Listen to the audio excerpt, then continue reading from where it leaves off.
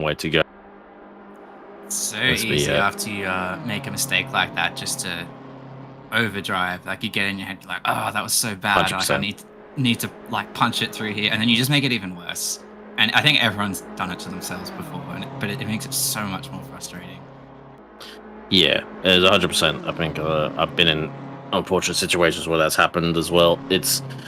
You really got to temper yourself. I think a lot of people, like, yeah, as I said, they lose their head. They try to make it all back up in the next couple of corners and understandably sometimes fly off the circuit and compound the problem. Regardless if there's damage or not, you just kind of got to, like, just take a moment, bring it back. If you have to drive at 20, drive at 20. It's okay. You'll save more time when doing that than RTGing still. But as long as you do it in a safe manner. And I can understand why they would recommend to RTG at this track, because it is like it's like the top of the hill of Bathurst, but for the whole circuit. Car number 75 also moving a bit slow, had a bit of an off, but it looked like they've got going again. We're just on board with Cricky here, who's gone past the pit lane as the skill issue 150 car has come out of the pit lane after serving their drive-through. So that gap was around about 45 seconds. But if you were to look out the windscreen of Cricky's BMW here, you would see that 150 Aston just down the road. So we were talking about how Cricky did the intro video, and he's got Muller, the narrator for said video, just in front of him. And this battle's going to be hot all day long, I guarantee you. This is the Skill Issue Racing Aston and the Polygon Races BMW. Now within 3.8 seconds is Cricky. He can see him in striking distance. And these two not far away in terms of pace either. Not driving their preferred vehicles, either of them. But both pretty adept drivers at the best of times. So this could be a little spicy one as it warms up if Cricky manages to reel him in.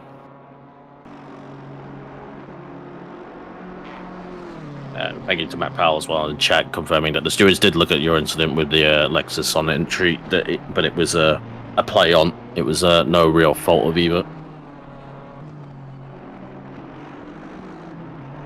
Yeah, no, that's fair. Yeah, I mean, that's the right call. So yeah, Cricky versus Mullet again. Ignore the timing board there on the left right now. It's obviously got to take about 3 rotations of the sun to update. And we'll see how things go on. It'll be interesting to see how these two settle on. I'm hoping Cricky...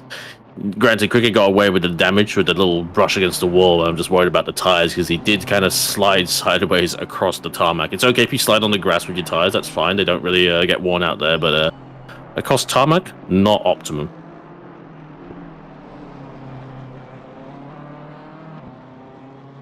And I feel bad. We're watching this Cricky's car so much. I feel like even if we don't curse it, it's just a curse of the broadcaster, a curse of the commentator, maybe. We'll see. There we go. We moved to someone else. We'll watch someone else. Vintner. Vintner versus Liveries for net P3 in the silver class. Be interested to see how this one turns out. Very quick car, we'll say, the 700. With the likes of Austin and Liveries in that. That it's just those lovely two. Livery. That dark green with the bright pink, whew, that's hot. It's one of Blitz graphics cars, I believe, as you can see on the rear wing. Who, like Cricky, does a lot of cars on the grid as well. I can forget who Blitz's is. real name is like eludes me right now. It's not Hignett, is it? No, it's someone else. But yeah, I think probably across, people like Hignett, people like Cricky, they're pretty much half the liveries are all on the grid. They're all of his flavour, I believe. I imagine Hignett probably did some of the Pit Viper cars, and just to maybe flex some livery knowledge. I know the BS Plus car livery that is featured in real life on real life GT3 cars, as well as in game across various different fields, because they do iRacing, they do Trackmania as well, like all sorts. But I believe that is done by the talented iLiveries, who does a lot of like the high-end esport liveries from Spain, I believe. There's a man made a real name for himself, and that's the sort of peak of sim racing livery professionalism. I believe Blitz Graphics is Reynard Blitz. Just having a look through the circle. Yes. Shout out to Reynard. Yeah, I don't think we see him on track very often, but we see his liveries, to say the least.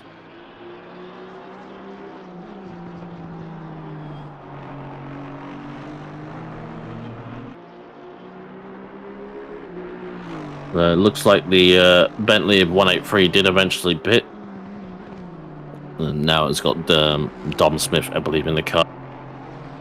So they went quite far on that tank and has dropped down now to P6 after they served their stop. But that was the McAdam car. Yeah, thank you. That was my question. Just want to point out that Lucas Burst currently in the lead of the race and has just crossed the line with the new purple laps. Obviously, the race control bot not picking that one up, but the new fastest lap is a 9.9. We are sub 10-minute race pace. That is just absolutely wild to me. Lucas, that would have been about over 100 litres as well. Full confidence in this Ferrari and has just set an 8-minute 9.9. That's pretty nuts for me. I keep forgetting we need to call these things out because we're just so used to people like with that caliber putting in those purple lap times. But yes, an 809.9 is in the race on full fuel. Yeah, insane. No less from Lucas Burrs. I would rather see him in a GTR, not gonna lie. It's kind of why I'm used to seeing him, but weird to see him in a Ferrari. I don't think we've seen Lucas in the sprints for a while now, but he would always pilot our favorite Japanese meme cannon. Seeing a yellow for what looks like a 6.9. I want to say 6.95. It's Blue Flag Express of Zavaka, Braid, and Gormley. Race control is alive again. Well done. So we get all our systems back online. Look, he's still stopped. It's starting to get going again. Must have been he's got a bit of a gap. Track for 695. Had to swerve. Yes. Yeah, Lucas is another one of those drivers where I don't know much about what he does elsewhere, but I don't see him do much OOR, and he just seems to step in the car, and it doesn't matter what car it is, he'll do probably 4 laps on classification server maximum, and just be at the top of the field every single time. Just wild the kind of pace he can pull out with no practice, and as I said, I don't know how much ACC he does elsewhere, but if it's none, then it's just crazy the amount of pace he's got. Yeah. I say this with the highest respect, but it's just bot levels of fast. But yeah, don't really see him too much. Not sure if he does other stuff. Maybe he does iRacing potentially as well. Kind of hard to tell, but he's very, very, very quick.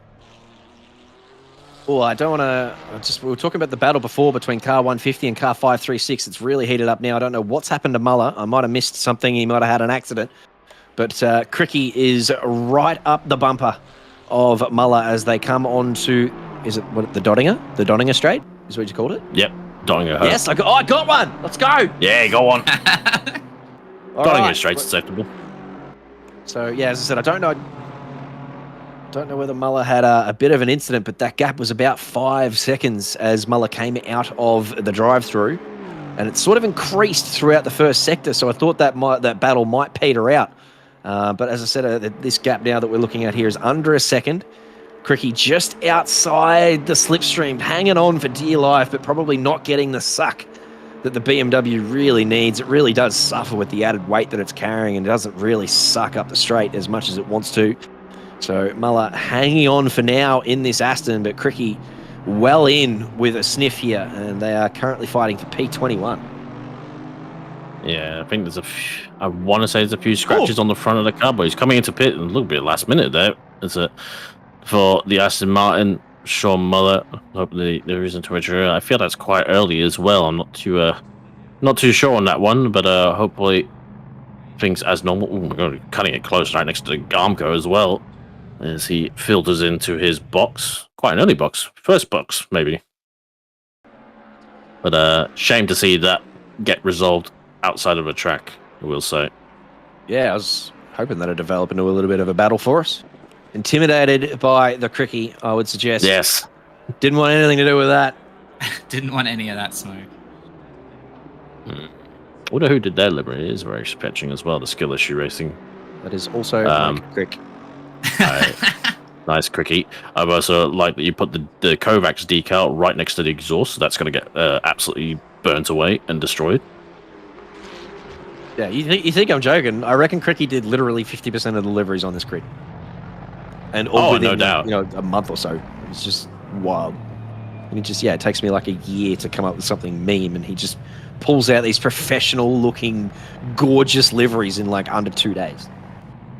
It's crazy. I like to think I've made a nice livery here and there, but I take about 50,000 years to maybe draw about a line on a big sort. But I can love sped in the pit lane. No. That's gonna really that's hurt a him. big slap as well. That's a considerable speed. It didn't even look like it was going in that hot. No. That's No, it didn't quite look like it to me. I unfortunate. wonder if he jumped off the pit limiter accidentally. Here's what happened. We're coming here to the drop. We're into actually, he's going a bit wide, bit too wide. He's going to find the curve. It's okay. It's okay. Through there. Oh, it's getting away from him now. Oh no. Yeah. Like just on the edge of saving that and just not quite. Bit of a nose kiss on the barrier. Not what you want to see. Yeah, kind of just understeered off as he was having a bit of an earlier moment.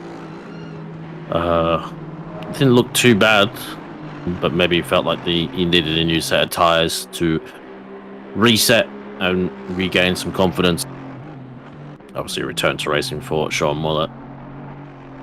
Return to endurance racing because he has been doing a bit of the sprints. Maybe the Stuttgart guys are just punishing him for not driving his favorite brand. He's been very good in practice. He's put a lot of time and effort into the Aston, and it took him a little while to warm up, but once he did, he was saying, hang on, this is a bloody nice little combo here, and he was telling us all how he loved the Aston at Nords, and he really figured it out. So his pace was really good, and he got the sub 820 done pretty quickly. He said, guys, I'm going to struggle to get this sub 820 done. I don't know if I ever will. And then within a week or so, he'd put it on the board. I think he said he was going to get naked and do a dance if he ever did it. And then, as I said, he did it within 4 or 5 days. We're all calling him on it. So where's the naked dance? Well, it's out there on stream now. Actually, on that topic, I remember someone saying, I can't remember the specifics of it, but there was a call out for like if a specific nationality driver finished in like the top 10, someone was going to do a shoey. So hopefully we can see that too. Ooh, I don't know anything about that one. What's that one? No more information. What nationality or the person? Or I don't know anything about that one. I think it was like Thai or okay, Malay or something, but I really don't remember the specifics. But yeah, that's how you catch man flu. I'm sure, especially like shoeys are like incredible. I love them. Cultural like powerhouse of Australians, but it's so nasty. It's so nasty. Imagine like a shoe that's been on for like 12 hours. It's JC, so sweaty would and you gross. do one? yes, I would, but that's not the point. It's still very nasty. Very, very. I was gonna say, it's just like if JC's not wanting to do one, that's really says it all. I think I'll put it out there. If I ever win a sprint race, I'll do a shoey. Oh, there you go. Clip that one. There's one. Yeah. If I win a sprint race, I won't do one. Plenty of us have called. No, stuff but even if I was true blue Aussie and everything, I still feel like yuck. No. It is yuck. It's not the point. You gotta do it. If you call something, you gotta do it. It's Gotta it's follow yuck. through But on that promise. you know what else is yuck? Like I sitting do what in a Mark car Webber for a did while and throw and the shoe up sweating. the podium. It's about the commitment to the bit. You know? Sounds like Zuma mentality. I'm pretty sure I'm older than you, Cam. Still sounds like Zuma mentality. That's alright. There's enough shoeies out there. I'll do. If you win, That's a damaged car. I'm not promising. Well, that, but doesn't matter if I next. Okay, I'll just go win a sprint race in that if we're gonna do the bet.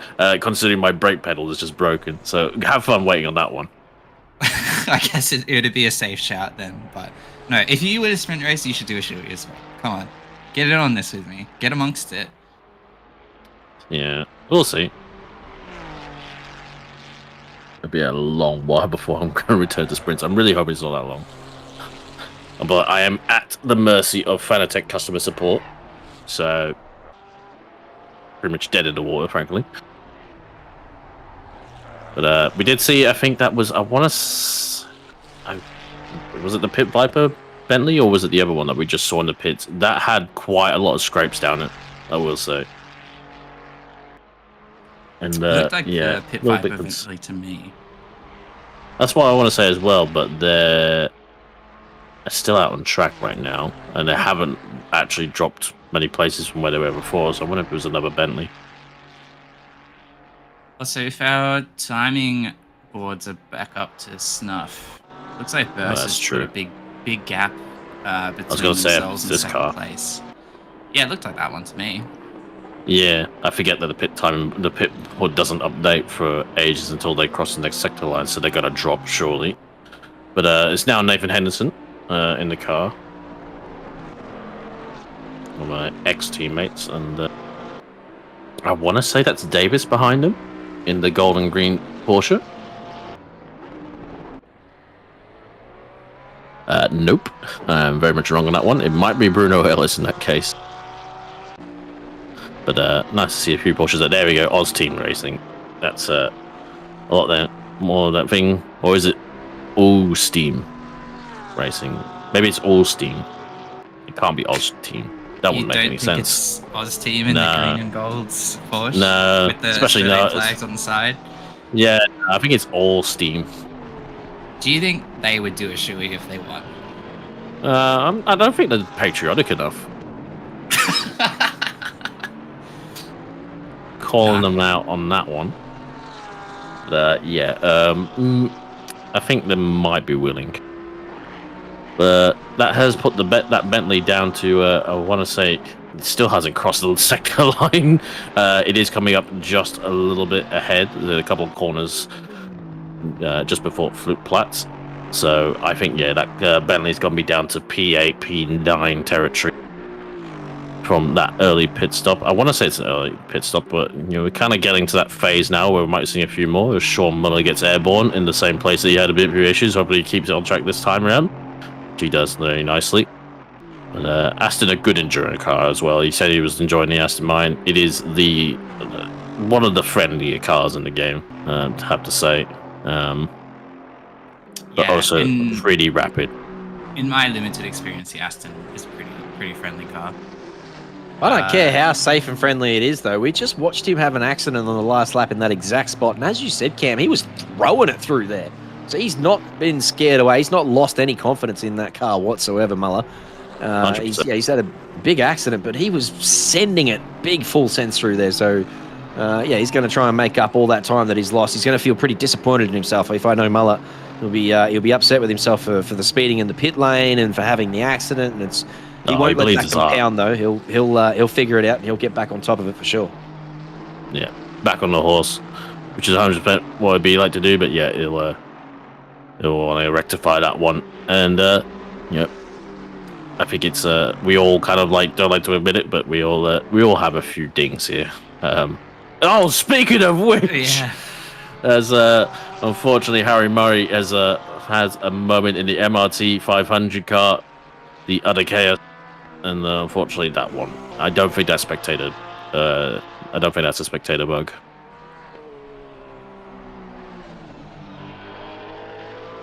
Carrying on though, so hopefully not too much damage in that 500 Porsche. Yeah, maybe temper your entry speeds a little bit. And no, 150. Is that, Muller again? No. Oh, no. No, 150 is yellow at the end of the street. It's stop go 30 though. Is he in the pit lane? No, that's not the. I don't. Ooh, no. Where's Carl? Maybe actually. I think it's the end of the straight. Can't find him. We're looking around. Right. We are Where looking at him right now. What? Oh, now he's returned. Oh, he's returned to garage. Oh no, we were singing the praises. What has happened? And we have cursed him proper. Moved, is he just? No, he moved. He was at that little corner just at the end of the straight, the little braking zone. He was off there, like Lawrence Van Four was in 2021. Returning to garage is not. You didn't serve a penalty like this, do you? No, definitely he not. just won't be serving the stop go 30 if he did return to garage. Maybe impromptu driver change or something. He definitely returned. Well, I think he's had a moment, unfortunately, at the end of the straight as the car was yellow there for quite a bit, and it was right at the corner. And unfortunately, he's basically done nearly a full lap, and that lap's not going to count as it resets him back to effectively the start. Word from the pit lane, there's a couple who watched what happened. His wheels stayed straight as he came off the end of the straight there. So he went into the wall at the end of the straight. And I don't know whether it was a bit of hardware or what's happened there. But yeah, that is definitely a return to garage. So that's not a small place to have an accident, especially you're carrying all the speed down the straight as well. Like, yeah, that's huge. Unfortunately, a wheel issue is gonna absolutely undo everything for that car, and I'm really hoping it can get out because unfortunately, you won't be able to drive a change. You see the trace just above the throttle. Oh, okay. No. Oh, I think it might be connection, maybe. Then, oh, that's weird, actually. So yeah, we did see the yellow flag sitting in a weird place, and then obviously Glenn cycled through some cameras trying to find the 150 car while it was sitting on track, but we couldn't. We literally couldn't see it. And then that replay there suggests that, as you said, Cam, probably a connection issue or some weird sort of game crash or something. Oh, I know what's happened. He's disconnected as he's coming down, and then the car, because remember the car goes on still on our side. It's still like when you disconnect, the car is still traveling to a point, and that's probably why it's found the wall, or that it's gone through the wall sometimes, like they tend to do, and just hovered in place. And then I think once he actually, when we saw the car return to garage, I think that's when he actually maybe got back into the server. But I'm sure maybe someone from 150 will probably let us know. Unfortunately, but I'm hoping it can get back out there because I'm worried. I'm hoping it's Sean that's reconnected that car, because if you disconnect with one driver and reconnect with another driver, that's big. That's bad. The entry list can get ruined, and then you're out of the race forever, kind of thing. So yeah. So I'm really hoping it's Sean that's rejoined. Going from bad to worse to totally shit for the 150 entry, unfortunately. Which is not the way we wanted to. Not the way we wanted to overtake him anyway. I mean, I know there's still 9 hours to go and anything can happen to us as well. Touch wood, touching my noggin, touching everything over here. But it's what was, as we said before, what was looking like a pretty good battle there for a little while was just devolved and unraveled for the skill issue guys. I'm trying my hardest not to say skill issue here, I tell you. Speaking of, aren't you about to hop back in the car, Jamie? I don't know, probably, maybe. I haven't been selected as the next driver yet. Cricky's still cruising along now, but he's into the second sector. He's halfway around. But I don't know. I'm not in the call with them. I don't know. Annie, are you around? Is Annie in chat? Annie, how many laps have I got before I get back in the car? Tell me. But yes, I am next in the car, so I probably should be aware of that, shouldn't I? Would be like, I was talking before, is it a conflict of interest to make your case for a penalty as a commentator as you jump in? It's like the reverse, where it's like, oh, I'm supposed to be driving the car right now and still in the booth. So there they are. There's the 150 car. They look like they're out of the pit lane and are just sitting there again. So again, still some connection issues or some hardware or something. I don't know who's in the car there. They are rolling again, so they're gonna plow on the 150 guys. But obviously, just sitting outside the pit lane there was a weird sort of spot to be sitting. So maybe not all as well. But yeah, hopefully they can get their shit together and power on through, because the three of them are looking pretty strong together up until this point. Yeah, 100%.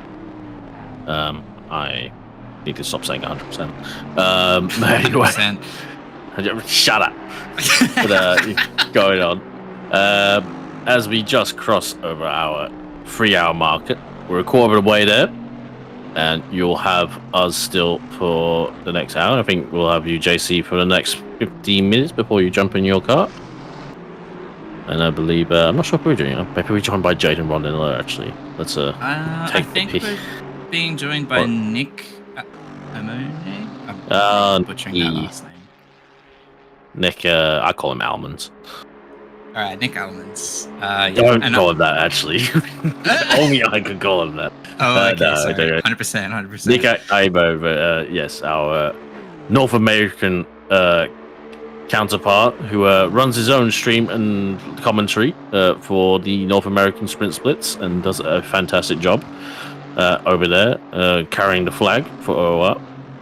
It's Legion 2K, as he's known as, and does a very good job. And it will be great to have him back on the Enduro streams. We usually like to get him out here a few times, especially as for our longer 24-hour races where he can do all the night stints. We got Witchell all over the back of Brock right here. So you're coming through the GT circuit part of the track. Yeah, they've two been stuck together for quite a while. Might be. He's just requested me. Just if I dip out, you know where I'm going. Yeah, no worries. I mean, we did start a bit delayed, so understandably, if you have to go, you have to go. We're not going to hold you to it. We won't. No, he's not pulling in the pit lane. We've got one more lap, I reckon. One more. I'm going to hang around for another 7.5 minutes. I love that. That's when you're going to find out as he's rolling into the box. Oh yeah, that's how we do it here at Polygon Races. We're just running it as we see fit. Please tell me you actually have a schedule, or you actually don't even. Nah. Yeah, I think Muller's pulling out. I've just Loopty's just jumped into my chat, and Muller's lagging out and crashing. His game's crashing and stuff. So Muller's going to pull out for the rest of the day, unfortunately, and hopefully he comes up in the comms booth and says hello and gets to hang out with us for a little bit. But yeah, Toto and Loopty are going to continue on in the 150 car. They're going to solo the rest. Well, not solo. They're going to duo the rest of these 9 hours. But yeah, poor old Muller just doesn't have much trust in his computer or his connection or whatever is going on there. So he's going to pull out for the rest of the day. I'm really glad for that because he put, as I said, he put in a lot of practice, got himself up to a lot of speed, but is at least thankfully be able to get the car reconnected. And I think he would have done a lap just so they can come into the box, and he would have done the short lap like we were doing qualifying, I imagine, just to get it back into the box to do the changeover at least. But a real shame there for sure, Muller. Yeah. We got Mull in the box. He'll be taking us to the end of the race. It's about a 4-hour stint. I'm sure we'll get him in a little bit earlier as well. Have a chat. Hopefully this will just stoke the fires and just make his hunger for the next one even greater. But it's no fun, I will admit. Like it's one thing to get disconnected because of your own issues. It's another thing for it to happen when it's because of like connection, hardware. It's just a bit of a the S word that I can't use on stream feeling. Yeah, 100%. 100%. Brocky, you too? Are we gonna have a problem, Blake? No. It's all love. Brocky putting a little bit of space between themselves and Witchell here. So, I mean, like a quarter of the way through the circuit. Ending penalties for car 150 removed by a race control. That is a little bit of a good news story for that car. We were just talking about Muller and the 150 crew and how they've had a pretty shocking last couple of laps. That stop-go 30 that we saw Muller get for speeding in the pit lane has been removed. I mean, they pretty much served like 3 stop-go penalties with all of those issues, so can't complain personally. Yeah. I think they've served their time, to say the least. As Sean did pretty much a full lap only for the connection to kick him in the proverbial ball bearings at the end of the lap. Yeah, just got from the word of God, the mouth themselves, pretty much exactly what I said. They'd essentially served that penalty, so they decided to clear it.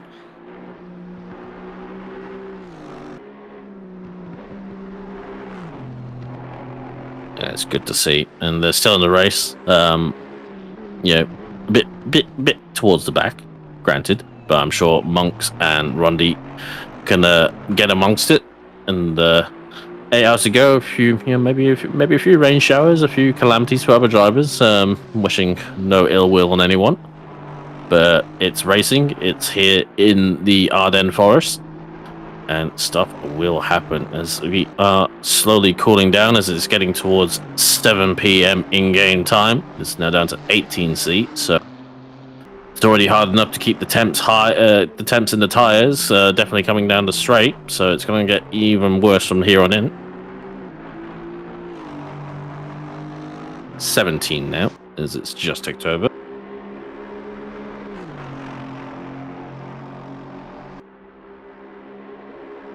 It is a wonderful racetrack here in the Nordschleife, and anyone thinks the traffic's bad, just remember they have about 5 different classes of cars when they do this for real, and about, instead of 30 cars, 150 generally race at an N24. That is a lot of cars and a lot of traffic. Yes, it is. Having spoken to some people who've gone there multiple times, it is also quite an atmosphere, to say the least. A lot of Dutchies apparently just like to come down, and they know how to party. Along with, obviously all the Germans that are there as well. It is a hell of an atmosphere, the festivals that go along around.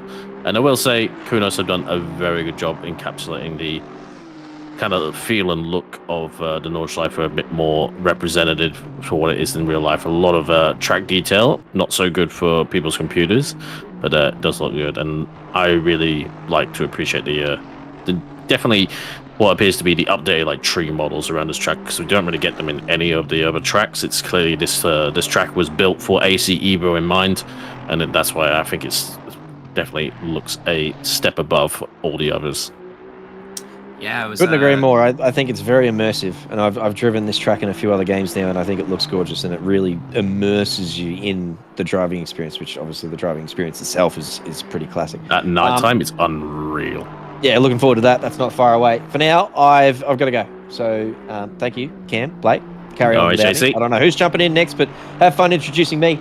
Them. And I'll be back later. And thanks, Glenn, and thanks, chat. And love you. Bye. Thank you very much, JC. Had to scurry off. Yeah, touching on that, my first visual for the Nordschleife was watching someone practice in the nighttime races the other night. You see all those tents lit up in different colors and all the spotlights and stuff. It's really, really atmospheric. It's awesome. And you don't get that as much on the other tracks around here. And I think it's one of those interesting things you see in racing games. Some people will be why do just focus on the track? I don't need all that extra stuff. I'm driving really fast. But I think it adds so much to the atmosphere and the personality of the game as well when you do pay attention to those details that's not explicitly on the track. So yeah, it's super duper cool. It looks super good. 100%. God damn it. I'll have to go back to absolutely's. That's not my usual. I think we could start. Yes, I concur. Every time Cam says 100%, take a shot. Take a drink. Yeah, don't do that. You won't make the hour. Every time someone gets a penalty, take a drink. Yeah. There's less than a few 100% to say the least. But going well out so far. Great to see the guys still racing out there. And thank you everyone in chat. I think we did have to move on to a second live stream. We appreciate everyone kind of jumping in this one. Hit the like button as well. And thank you to all our partners as well, Permobil, who help keep this event supported, and obviously to SimRigs as well. And yeah, 5% off if you're a Patreon for SimRigs. And we do appreciate all our patrons as well. Equally just as important as our other sponsors. They are essentially our sponsor. All the patrons help keep things running, keep things supported, servers, and to obviously all our volunteers as well. Comms, stewards, organizers like Glenn and Matt, Staples. And we appreciate everyone who makes this all possible. And shout out to our good friend, the big man, the Neil Alexander Muller. And we appreciate everything he's done for this community as well, and hope we can see him again peeking the microphone maybe, or just doing a broadcast, or I'm sure he might be even here in chat and lurking around and say hi at some point. That we're all rooting for you.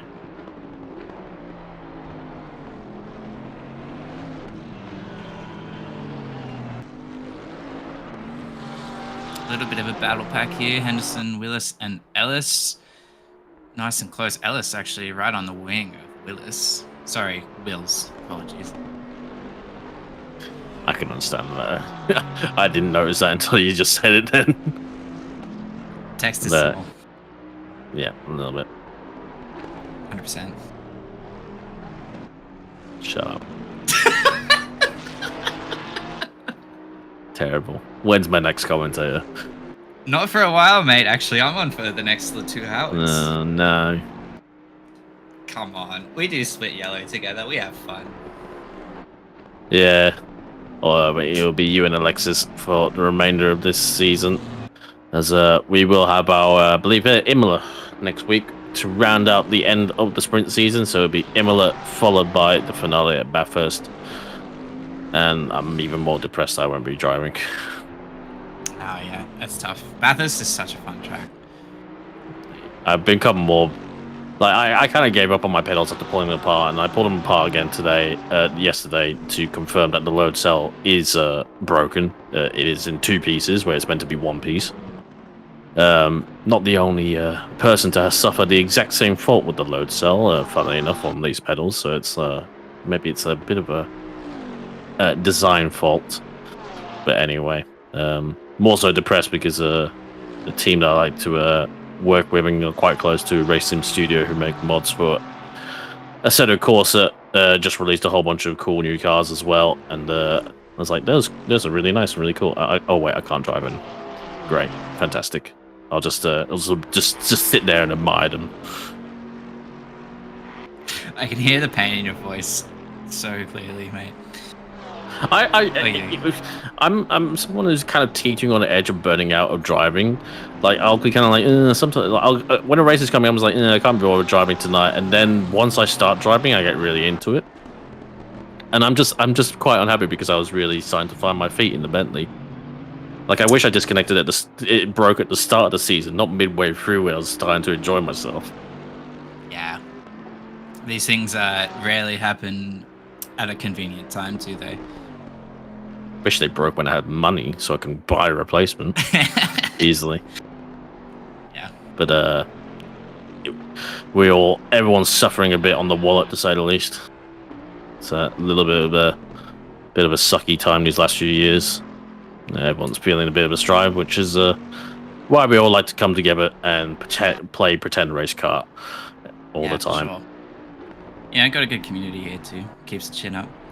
Henderson actually pulling away from Ellis and Wills. This battle pack broken up a little bit. Ellis themselves putting a nice gap between themselves and that Ferrari behind. Yeah, I still wagered this Bentley came in early for an incident because we saw a shot of it in the box, and we haven't really seen anyone else come in yet either. I think we're probably not too far away from the next set of pit stops for most of the leaders. But yeah, I think this car came in for an early pit stop to repair damage.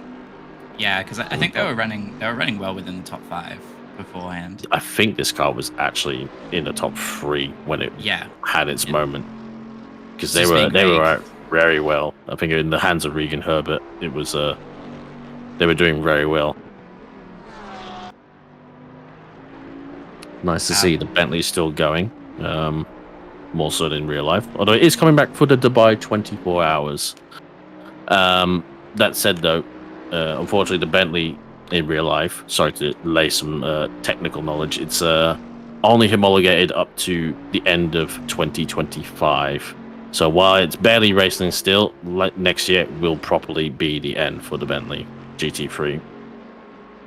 In any official GT3 guise, to say the least. I've been actually watching a little bit of GT3 racing lately. On a huge kick because we're racing here and everything. I don't think I've actually seen a Bentley on track. I feel very fortunate. I basically went to the first time I went to Bathurst. It was the year the Bentley won, and it was unfortunately missing out quite a lot because that car was insane to watch trackside. I mean, it was kind of the first year I went, so everything was amazing trackside regardless. But it is quite a thing. I recommend looking up some real life look up some YouTube videos of the real life car driving, because ACC doesn't do it justice, I think, in terms of the sounds.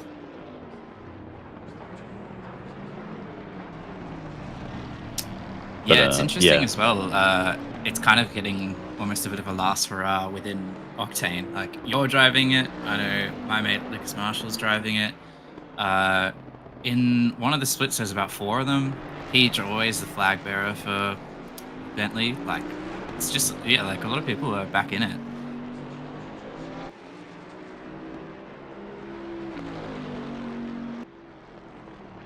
Yeah, it's thankfully living on quite well in the current guises, mainly thanks to the LFM BOP, which is something everyone agrees on and has no issues with.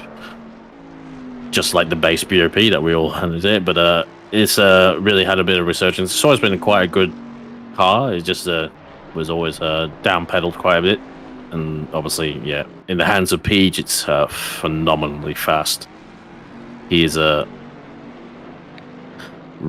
properly rapid, and he's quite a watch to see. And Bentley's I think so. I don't know. A lot of people need to give it a try, and I don't care. Like, yeah, if you don't want to drive a car just because the steering wheel's on the other side, that's poor form. Just get over yourself. Was that you in chat before calling out the bonnet cam users for complaining about something? Yes, it was. See, Mark Bushell's now become one as well. I'm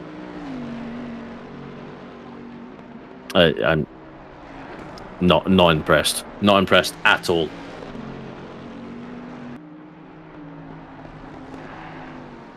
Chat just pointing out car 623, the Ferrari of Will's that we were actually was part of this battle pack before, so actually dropped quite a bit of time, dropping behind Vintner as Henderson gets past that blue flag Mustang with relative ease. Nice to see. It's funny actually seeing a cow liveried car, because I used to race with a bunch of guys who would their team was Pixel Cow Racing. It was everything was always of a moo variety.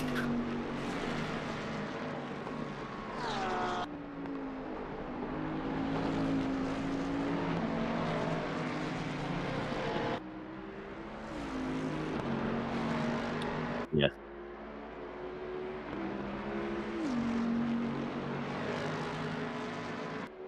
No worries, hopefully. I was wondering if you saw that message. I did notice, who knows what's happening there. Pray and cross your fingers, everybody. To the technical gods we go, Beth, and hope for their forgiveness.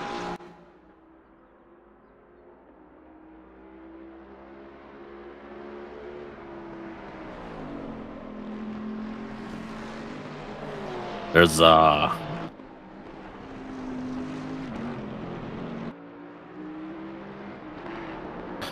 confused with this livery on the Pit Viper Gamma car, because it looks like, I swear there's a livery under the livery, because it's on the back of the car you can see a second Total logo underneath the Total logo that's half cut off, and it's kind of hurting my livery maker brain.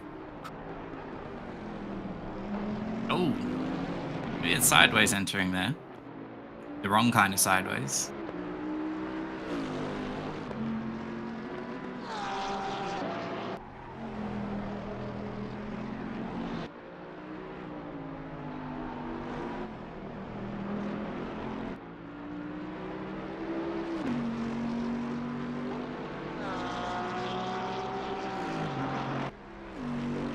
I don't know what is going on with the studio. Mitch Hobbs is doing his best to confuse everyone. But That's what we're in here. People will be jumping in and out. It's alright. There we go, and I believe we are now joined by Nick Amone. I'm so sorry if I'm butchering that. How are you doing, Nick? Very good. It's Amon, but you're not the first person to get it wrong. It's good to be back. I've missed you guys. It's been forever, my god. Yeah, it's the North America Sprint Series is going on, but you're taking a little step back from the broadcasting for that. But yeah, good to have you back. Have you been watching this tonight? You're in the US, so yeah, I'm in the it must US. be early morning for you. Nope, it's 9:30 in the evening, so not quite early morning. I'll be back in about like 3 hours for an early morning stint. I caught a little bit of it not that long ago. My friends were like, "Hey, we're gonna play Baldur's Gate," so I was like, "Okay, I got time. I'm not going on till like 1." And then I got the ping from Mitch, and he's like, "Hey, are you coming in at some point?" And I was like, "What?"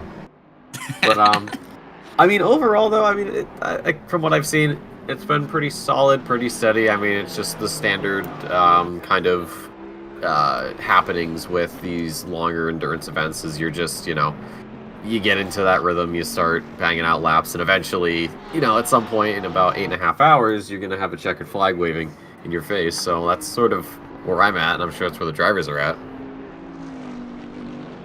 Yeah, definitely. It's next time JC is in or someone who's driving, I really want to speak to them about the sort of mentality that you take into a race like this. I personally never touched endurance racing.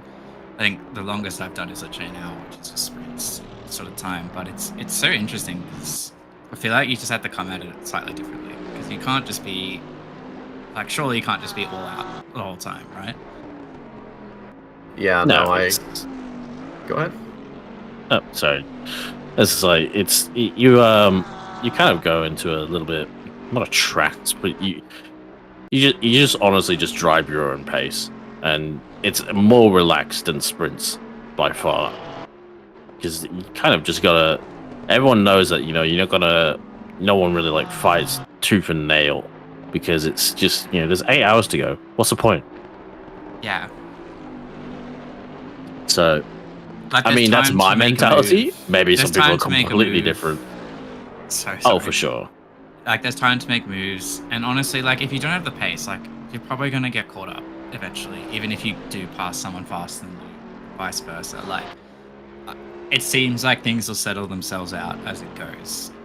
Things will go wrong for people and things will break right for others. But yeah, like, I don't think you can be 100% like, if there's a gap, put car all the time. Yeah, the classic "if gap then car" mantra. Yeah. Yeah, we won't be seeing a lot of that, especially. I mean, here at Nords, you really only have a few sections you can really go for an overtake. I mean, obviously, this is the full thing. This is the Northern Loop. This is the GP circuit. So we will be seeing drivers, who's ever close at the when you get back to the track itself, as I believe Henderson's about to be doing here very shortly. Yeah, that's when you would probably go for an overtake if you have the opportunity. But once you take that left-hand turn right at the end to go into the green hell itself, you don't have a shot for any overtakes, at least until you get to the very long straight. Just while we were chatting, I saw the 126 Nissan slowed up. They've got going again, but it looks that was we were following along with them before. Witchell looks like they're okay now, but yeah, come cropper a little bit. Yeah, we're gonna be. Having a slow moment, having to maybe step back a little bit, some technicals going on, something mechanical. At this point, doesn't really matter all that much. It's still very early in this race. We're not even a third of the way through, so it's not something you should be worrying about. And hopefully, when we get to the end of the race, that last hour or so, that's when you really hope the whole ship kind of doesn't spring any leaks. Because the last thing you would need is to lose positions on a track that's as long as this, as treacherous as this. And, that it might be 30 seconds and that person behind you will get around you, but that could be the position just completely null and void by the end of it. So, yeah, it's good to see the Nissan getting back out there. Yeah, we're on board with them. They've got to stop Go 30. I'm not entirely sure what that's for. I did not quite see that. But also looking like a little bit of damage, but again, Kunos things, not sure if that's spectator damage and they fixed it or if they're actually running with that damage currently. I'd see next time they bring it into the pits. Well, it shouldn't be. It hasn't affected the performance at all, which is great. Most tracks we do our endurance events on, a bit of damage won't be too much of an issue. But here, with just how much it changes over the course of one lap, yeah, sometimes you can lose grip at corners. I mean, it's not uncommon here at the Nordschleife to actually get some air as you go over a couple of these mounds. We've seen it a lot here. We've seen it a lot in real life, especially. So making sure that car is stuck to the ground and that everything's turning and working the way it should be is critical. Yeah, I was saying before, I was watching a few people through the practice races, and like I personally haven't done a lot of racing around the whole Nordschleife, and seeing the cars like fully get air and then smack down back on the tarmac, it's eye-widening. It looks so scary, and everyone was doing it. It was just like, oh my god. I think I know you guys didn't intend, especially you weren't making a jab there, but I think talking about GTRs and making sure they stick down on track is a bit of a touchy subject if we look at what happened in 2015. As anyone who's seen the Gran Turismo movie will know, and I think we should move on from that because it's a little bit too much on the nose.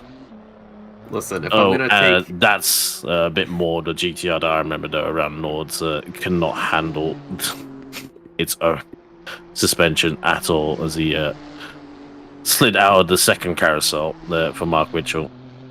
Well, the only time I will take jabs and Nissans in the same sentence is when you guys call it a Nissan when it's a Nissan. No! So it's a Nissan. I just heard you say Ask Nissan, the I was like, Japanese. ah! Ask the Japanese. Ask them how they pronounce it. If they say Nissan, I'll say Nissan, but from now it's Nissan. It's always Nissan. Don't you guys just call them all Infinities anyway over there? I mean, why we should listen to you? I don't know, because we have NASCAR. Just said like it's a positive thing. Yeah. Listen, there's something mesmerizing about watching what is effectively rush hour traffic going at like 200. Like, tell me you don't look at that and you're like, man, I would love to do that at some point. I wanted to see that. I'd go down to Paramount Road. Oh, fair enough. It's interesting. I just gotta hop on the highway. It's not that far from me, but 120, the 126 team coming in. This will either be the Stop Go 30 itself, or it'll be damaged driver swap fuel. Either way, if they do take the pit stop, that Stop Go 30 is still gonna be there.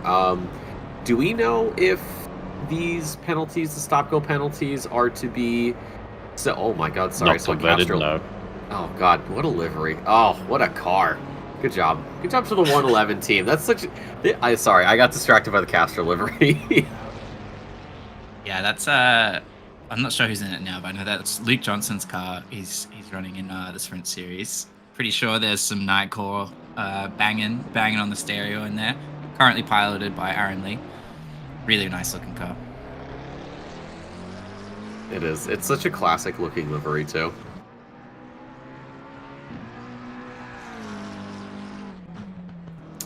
So my sources are telling me the Stop Go 30 for the 126 Nissan was for speeding in pits earlier.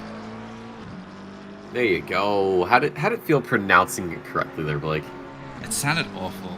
I think you know what? Listen, it's a hard road to travel. I'm sure you'll get to it eventually, and you'll realize the error of your ways. You may say that one correctly, Yankee Doodly Dandy, but you say the rest of them all wrong. Oh, okay. Let's go. Hyundai, Jaguar, Hyundai, Jaguar. BMW.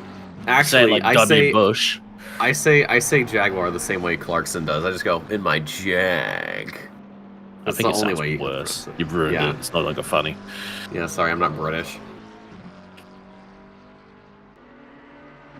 Oh well. Anyway. Everybody's driving. We're here. Thank you.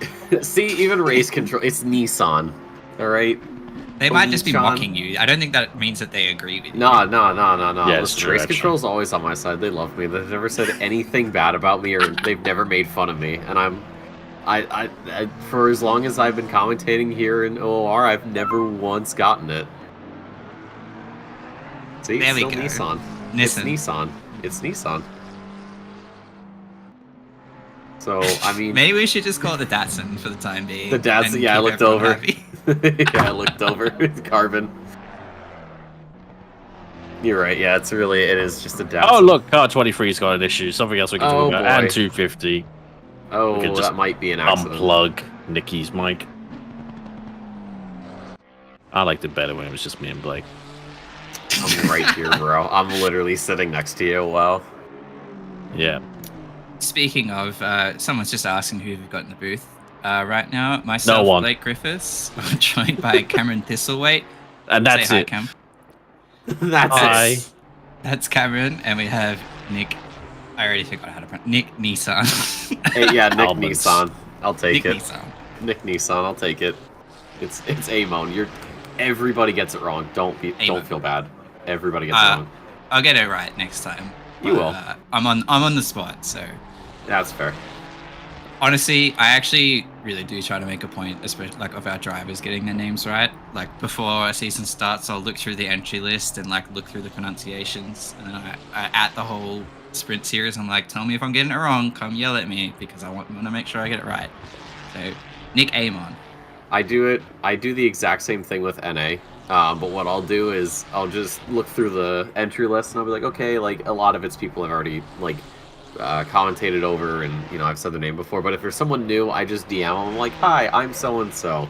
Here's what I'm doing this season. How do you say it? And they usually give me the pronunciation, which is a lifesaver, because sometimes if I go to Google it or something, it doesn't really give me. Like, it gives me like 3 or 4 different ways, and I'm like you, I want to get it right. So I just go and ask them, because, hey, they're going to know better than anybody. We just had, I believe, again, the 126 Nissan. I'm double guessing myself every time now, but they had a slight moment down there, but they're going again. But look at the battle, the that 2 Ferraris there. That was looking good. That looks worse than before, doesn't it? Something's happened. Yeah, they've. I think they had a crash at Arenberg. This lap. Yeah, which Arenberg is sort of the. After the first sector, there's sort of like a bit of quite a fast downhill straight where you can actually get really quick, but it's followed by a sort of off-camber left-hander over a crest, and I know the GTR doesn't like that corner, and I wonder if he's flown off there and found himself in the Arenberg gravel trap. But unfortunately, that car did come in, repaired damage, probably did it stop, then did it stop go 30, and now has to come back. Yeah, and he's a long way from home. A crash at the start of a stint as well. Like, it's really there's not many more inconvenient times to have a bit of a moment. So rough going for the 126 Nissan. 100%. Yep. 100%. Absolutely.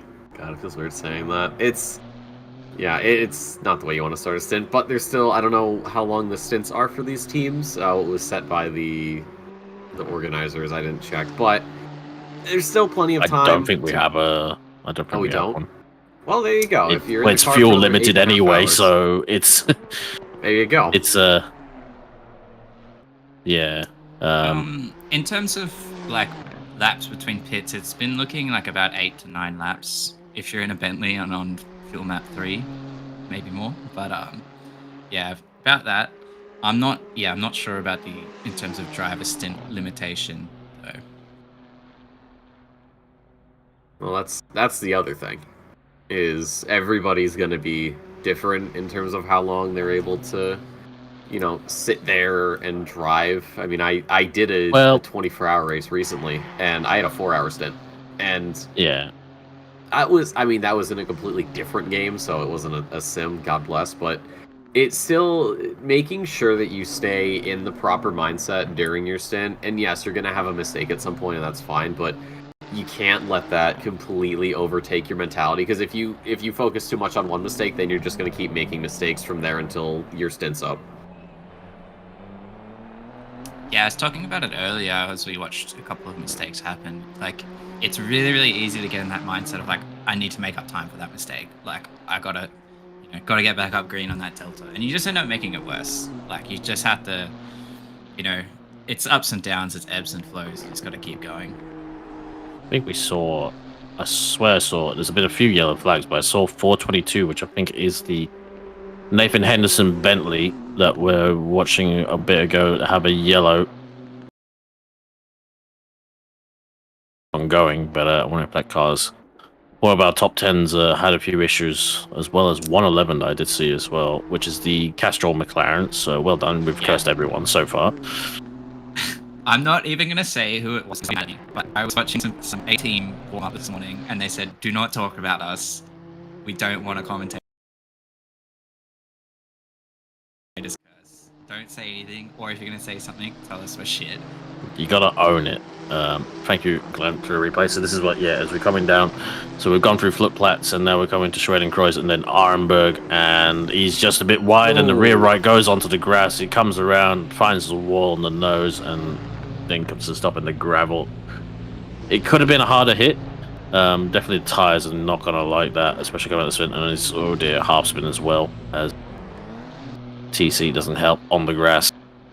But yeah, unfortunate there for the 126 driver, and we do apologize for any issues we're seeing on screen now. We're doing our best to try and resolve things. Yeah, interestingly, we're back watching the 126 Nissan, and the damage doesn't look nearly severe. I don't know if they've actually pitted since then, or if it's, again, that spectator bug. Oh, my source is telling me they did pit again.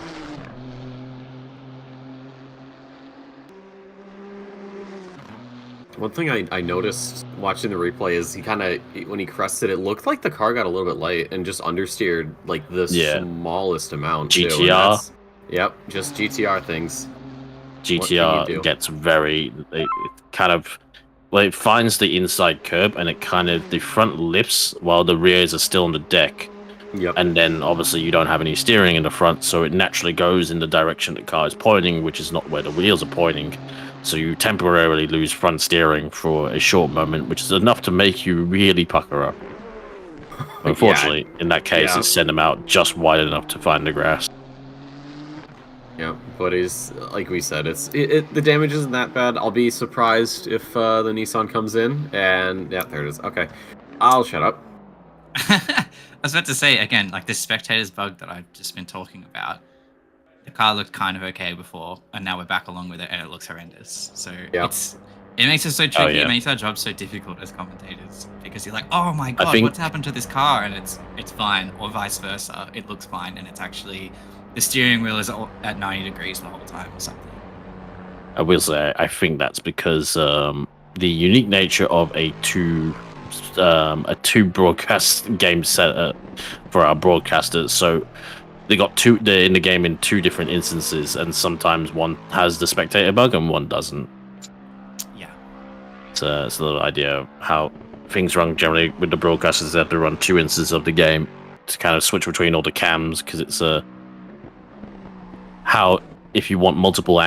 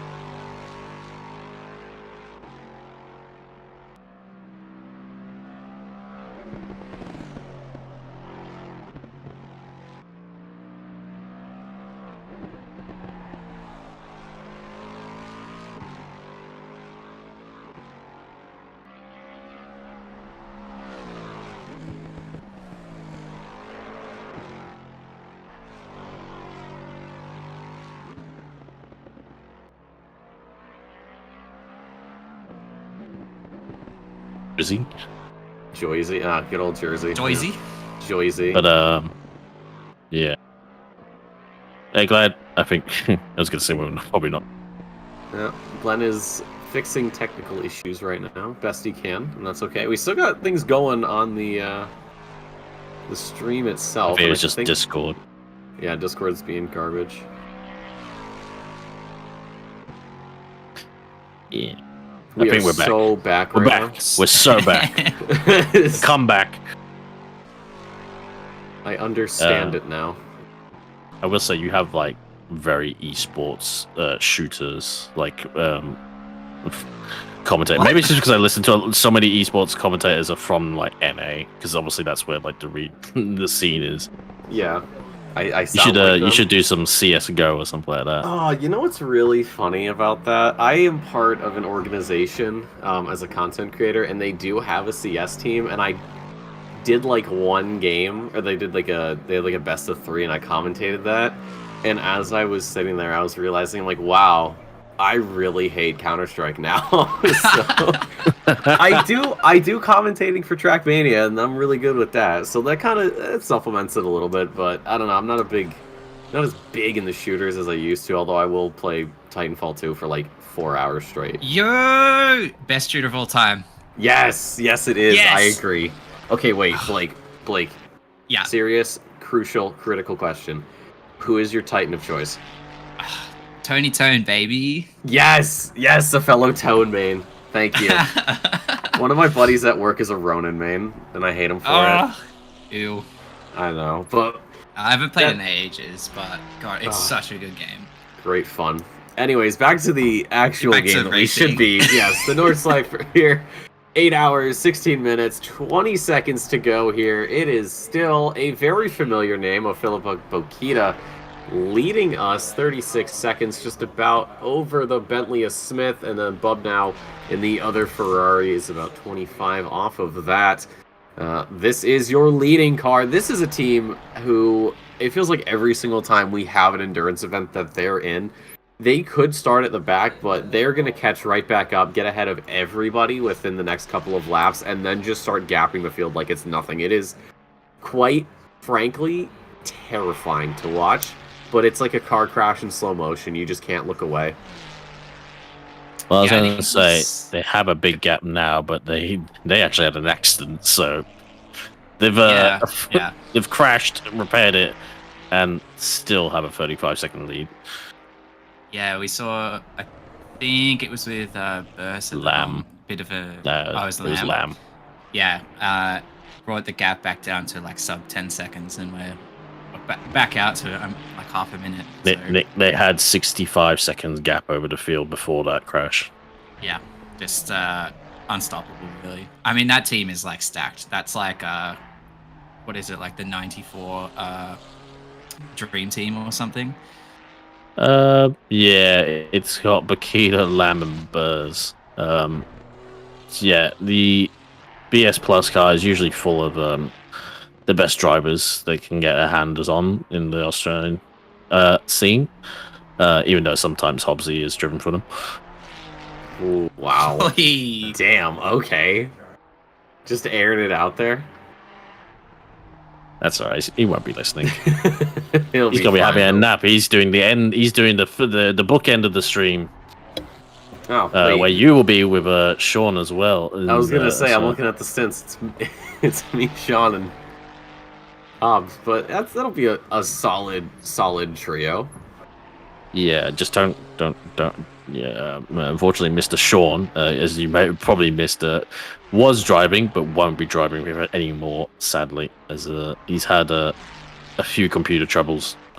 Oh, yeah, that is the one thing I think people tend to forget with just any esports event. It doesn't even have to be an endurance event. It could just be, a pickup game or an organized league, something like that. Is there is always going to be the possibility of computer issues, and they can be so frustrating to deal with. It can be something simple. That's even like the worst part, is it can be something very, very simple, but in that moment you're maybe not thinking clearly, so you start running through every other possibility except for the one that it is. Yeah, and unfortunately, I've just seen in chat now, Hayden Marsh of Taco Sport, the car 27 has unfortunately retired due to a hardware failure. Their PC has died. Really sad to see.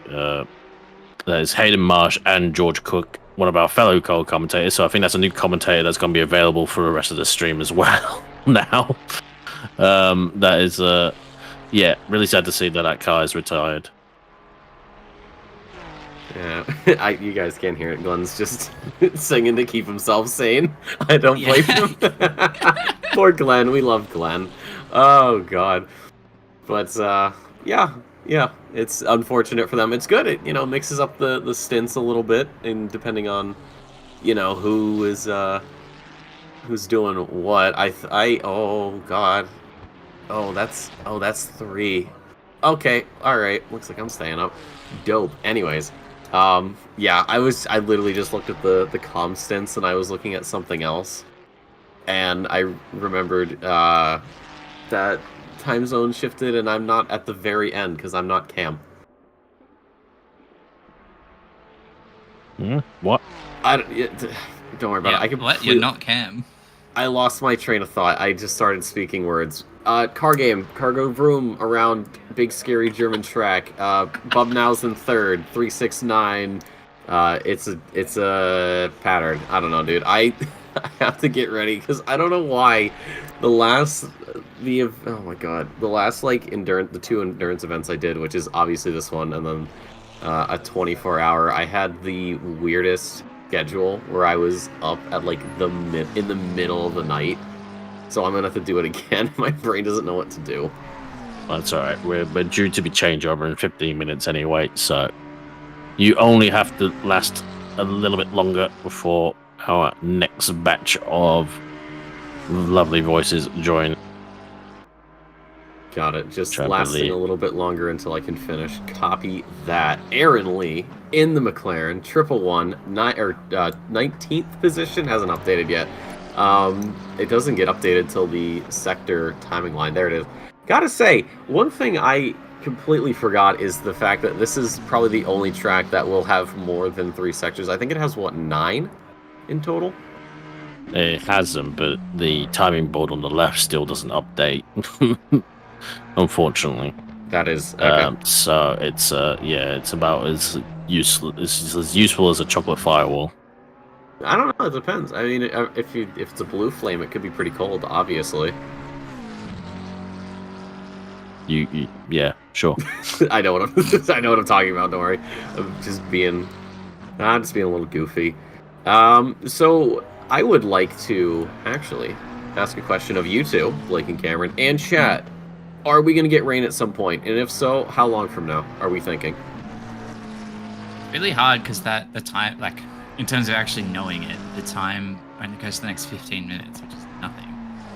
I would imagine we're going to see some. It's been cloudy and kind of dark for ages. So it's been threatening. My bet would be yes, we are going to get some. But how soon are we talking? Like half an hour, 2 hours, 5 hours? I want to say 2 hours. I'm gonna say in 2 hours, we'll be seeing some rain at the very least. Whenever Jamie Conboy gets in the car, or he's in the car now, on his next stint. Good recovery. I was gonna say he's in the car, so your hypothesis is wrong. But yeah, the next stint for him will definitely be the one. He does seem to attract rain. I've noticed that.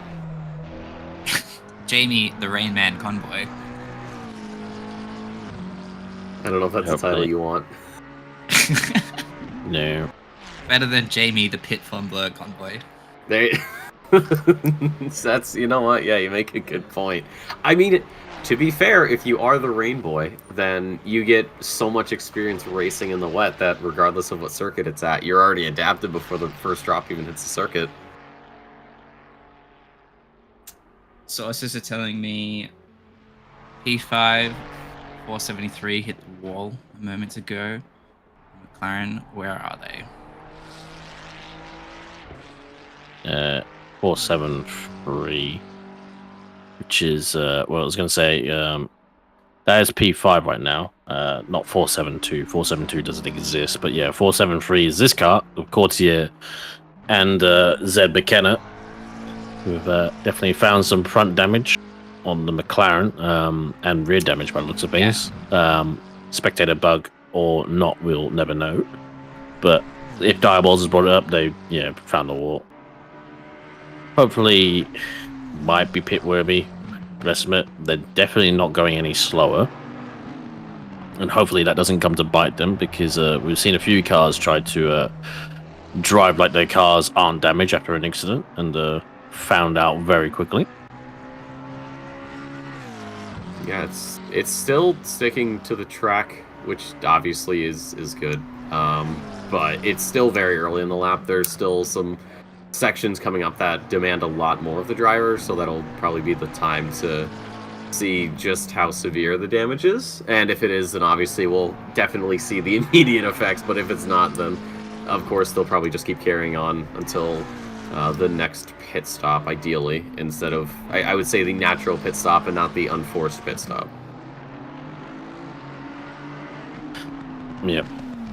And seems to be not too bad, like Dieball said in chat as well. I think they'll get away with it. The base that they're going right now, I don't think the damage that we're seeing is reflected to what's actually to the car, because they're taking it as still a pretty fair old pace. So I think that one is just going to be spectator bug. It's going to be surprised if they continue on at the end of this lap, because I think quite a few cars have done their pit stops as well. I think there are a few cars that are a little bit off kilter, like the 422 from most of the leaders. Yeah, as I said, I feel like ACC, especially for Enduros, for spectators, like in the base game, should at least had like a time from last pit stops, or show how many stops a car has done, because a few guys are a little bit off kilter. As the McLaren, as you see, coming in out through the first part of the Nordschleife, a very twisty, very bumpy section. Oh, and just gets a little bit unsettled from clipping the inside curb. That was very unfortunate there for the McLaren, but I think we'll get away with not too much damage on that one. Yeah, lucky to get away from that one, because that could have gone easily into the other wall across the track, but luckily it almost slid off the wall as it ran into it, so that'll be probably a little bit of the luck bucket getting drained. Yeah, I think that was unfortunate as well. Like, this track has been implemented well into the game, but the way ACC's dampers and rebound is questionable, and bringing it to this track we saw then, because I think that was just like they just got the front left up on the curb, and as it went up the curb and hit back down on the ground, it caused the entire car to basically become unstuck, which is hence why the rear came round and they found the wall. It's very silly. And speaking of finding the wall, Dylan King and the Sofa King Slow is fortunately there on the outside. I believe, I want to say that is this. I'm not giving a tab that one. I give up on that one, frankly. But that's unfortunately found the wall for the Aston Martin. Doesn't look too bad from any visual damage, and not that it's been quite a reliable showing, but has lost a position to, I believe that it's just a blue flags Ferrari, but that is Austin McNeil in the 704 position behind him in the yellow BMW. Yeah, if you're McNeil, that's actually really good to have your competitor go off like that and slow down, because I don't know what the lap times or even the sector times have been between these two, and if McNeil was inching closer, maybe by a few thousandths, this is taken laps of effort out of the equation, and now is making a strike for 7th or 11th rather a lot more likely. And if this is maybe closer to the end of McNeil's stint, hopefully not, that can set up the next driver pretty well. But if it's obviously early on in the stint or even towards the middle, this is just going to be a good time to watch how much you're able to reel it in, and if you're able to go for a move before you need to get out, or at least go into the pits. I think McNeil wants to get this done before the next driver comes in. Yeah, it's King is very slow. Like, he's not going as fast as I would expect, especially through those last set of turns. Maybe there is some performance damage on the Aston Martin. I don't know though.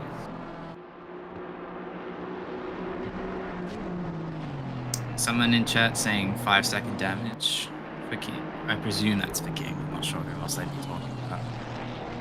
I think he's found his speed again, and unfortunately he's just probably been rattled in his confidence. It broke, completely breaks your rhythm. It takes quite a while to get back into the feel of things, and I think he's starting to find it a little bit now as he starts to clutch a little bit back onto the yellow Ferrari. I think that's one of the Rutama spin cars. If I remember my liveries correctly, I imagine that's probably the Neil Wood car. Yeah, with Steve Lewis, Craig Dale, and Chris Brooker, the 959 still going around there. Gets out of the way nicely for these two. And be interested to see down the straight if there's any real performance, but the Aston Martin still very quick down the straight. Granted, the BMW equally so as well, and close enough definitely for a slipstream at this stage.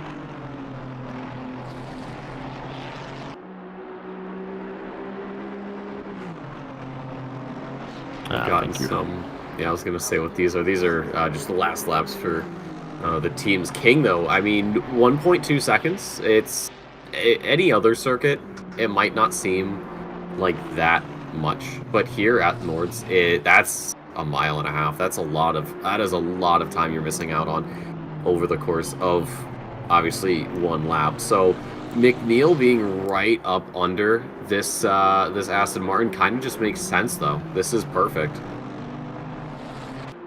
Yeah, as they come now through Galgenkopf onto the Dong-Yo-Ho now, and he's definitely close enough for a slipstream, and kind of, I think, a bad exit there from King regardless. So the BMW is going to be close, and still close enough to feel the gearbox of the Aston Martin.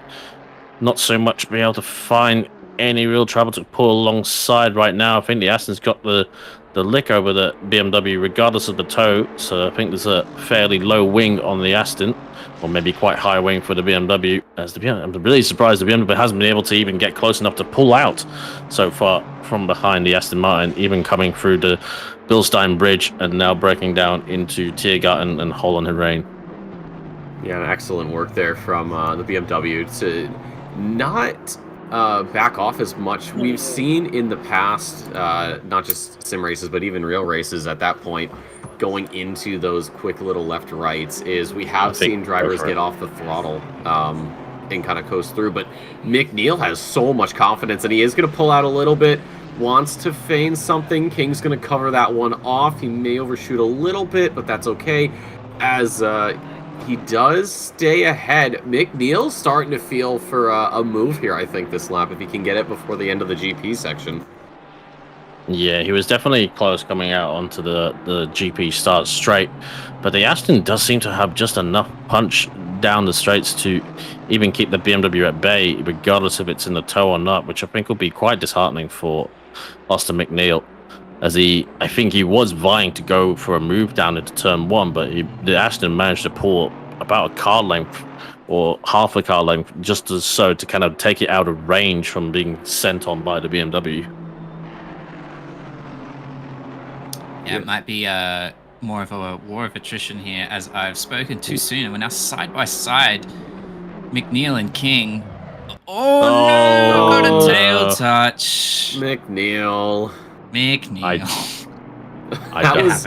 don't think that's on Austin. I think the Aston came down, but that will go to the stewards for sure. Yeah, for sure. I mean, it wasn't the worst thing in the world we've ever seen. No, yeah, but it was certainly a brave attempt. I think maybe a little bit of squeezing. Somebody came down and somebody didn't move. I don't know, but it's lucky for King to not have been spun out fully and gone way off and lost a heap of time to McNeil. Obviously, it's not the pass that McNeil wants, but it's just kind of going to be it. I mean, McNeil also not redressing it, so potentially they don't see that as their fault, but we'll see what the stewards think when they get their stick out. Yeah, we might see a replay on that one if Glenn's able to, but no worries if not. Clearly, Dylan King had a bad run through the Schumacher S, as we get a replay here. Thank you very much, Glenn. As he's going to say, Dylan clearly got a bad run, as we'll see here. The Aston uses the inside curb, much like the BMW as well, but actually just a bad run where we had a little bit of lift. And the cars are side by side. There's definitely enough overlap here from the BMW to be entitled for a space. And oh yeah, I think put the onus on Dylan King there. Yeah, I was gonna say he kind of came down on McNeil like he wasn't even there. Yeah. Yeah, Someone in chat beat me to it all the time. You had to leave a space. Yeah, optional. Yeah. And it was definitely important for Austin to try and that move. Like, you know, granted, we spoken earlier about in endurance that, you know, you kind of want to take things easy. You don't want to like play like, you know, fight too hard, fight tooth and nail too much. But you know, Austin clearly saw he had pace over the Aston, and the GP track is definitely the easier place to make an overtake than the rest of the, obviously the outer loop that is basically the Nordschleife itself. Yeah, I definitely agree. I mean, the move was on. You know what I mean? Like, he was side by side, and I think yeah, and he'd gone down the whole straight. You saw that he literally couldn't catch the Aston even up like as close as to the back of it as he could be. So he knew he had to get the move done on track if there was an opportunity presenting. So no, absolutely conviction there from Austin to show his nose where he needed to, and he was entitled to it. I think that's more than fair. Dylan King kind of self-penalized himself, so I wouldn't be surprised if that's a play on from the stewards. We'll see what they do. As Austin, that's quite deep into that quasi. Yeah, you generally don't want to find the left-hand curb that early. You kind of want to be turning when you at that point. As we see now, Eric Scani in the Lexus. And with the sun going down, things are going to get a lot more interesting, especially once the night falls. I mean, this track's hard enough in the daytime, but when the only illumination you're going to have for a majority of the lap is your headlights, that is my favorite time, because that really goes to show who's been doing their homework and who's maybe been using some chat GPT, let's say. I see joined in the box by Brad Gosling. Brad, how are you doing?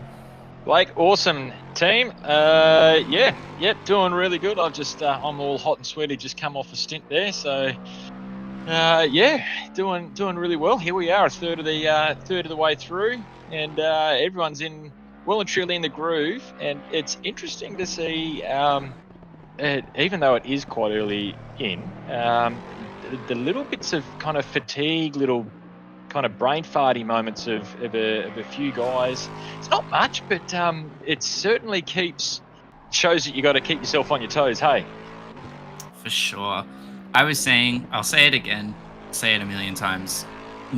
I'm personally not experienced in the Nordschleife, but it seems like a track that will absolutely punish you for like the slightest lapse in judgment.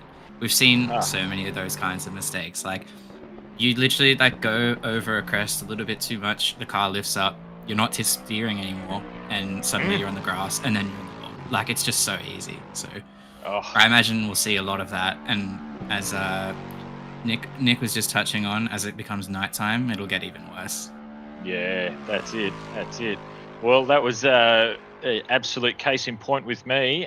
Just coming into the first of the carousels, and I've just a quarter of a second too early on the turn in, hit the inside curb, and then taken out to the outside guardrail, and then there goes 30-40 seconds worth of damage. And it's like, wow, you know, that's all it takes is a quarter of a second too early, quarter of a second too late.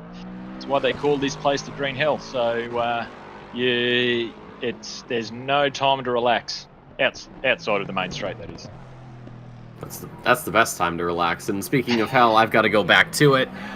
You guys have fun in the booth. I will be back much later to round things out with Mitch and Sean. That'll be about 9:15 Australian, I think. Oh no, I'm wrong. I'm on the wrong side. That'll be 8. All right. Well, either way, I'll be out of here. You guys have fun. Good luck. Don't die. All that fun stuff. I'll catch you guys around. Awesome, Thanks, Nick. Thanks, mate.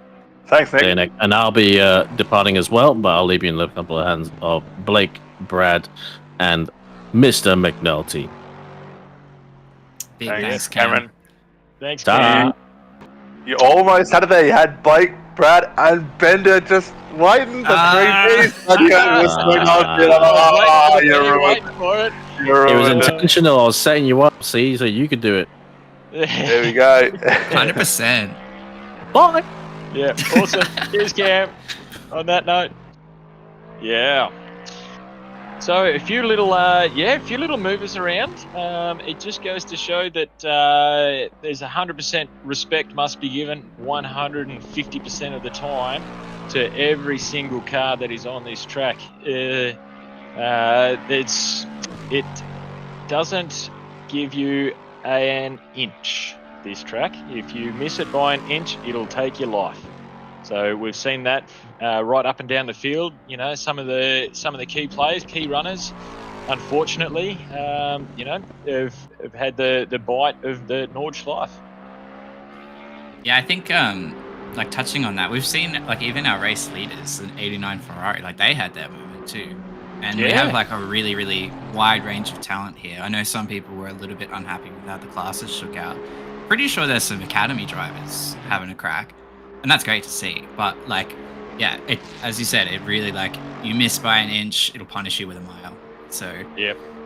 Yeah. Yep, that's it. Absolutely. Look at that. The little bit of amber on the track as the sun's starting to set. 8:43 in Germany. Track 14 and 14, it's cooling down as well. See how everyone can deal with that. Yeah, that's it. And I've actually been quite surprised that we've only had, and whether I say this out loud just to spice things up if the sun going down isn't enough, I've been very fortunate that we only had that first little session of rain too. I know there was a lot of guys anticipating that there was going to be a lot more of it.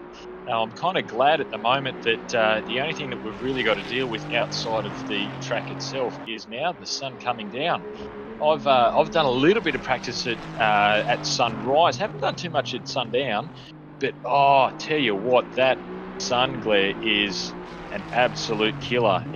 That puts a whole nother spanner in the works. It definitely takes all your driving skill to a whole nother level. Should be said, actually, we are watching a battle for P2 right now between Bubnow and Rika. I mean, the timing boards are so bad, but less than a second, let's say. That definitely looks like less than a second. Yeah, so it's definitely less than a second there. Yep. I would say that's about 0.2 at the moment. What an awesome little battle here. Oh, great battle, and it's great to see that there's still so many battles 4 hours into the race. I mean, you think it's such a long track, there's the chance that everyone will spread out and it could turn into a bit of a time trial hot lap session, but lots of people are still battling, which is great to see. I think this is actually the first endurance event I've commentated on, but it's one of the phenomenons that happens that I think is really, really interesting is because you have the different drivers and different cars. People pit and they might be down in P20 or something, and then they pit with a really fast driver and it's on again. You know, they're going to be catching up to the people in front of them, or vice versa. Like a slower driver comes in and then now you're under pressure from the people behind you that your other driver was comfortably in front of. Speaking of comfortable, this doesn't look anything but right now. Rika all over the way. Oh, big slide! Up now. In trouble now. Seeing it all from car cam here. What an awesome! That was a brilliant shot. Thank you, Glenn, for making all the video happen the way that it is happening. A little shout out there. I'm sure you've had a few before, but great job on the broadcast side of things to that part of the team.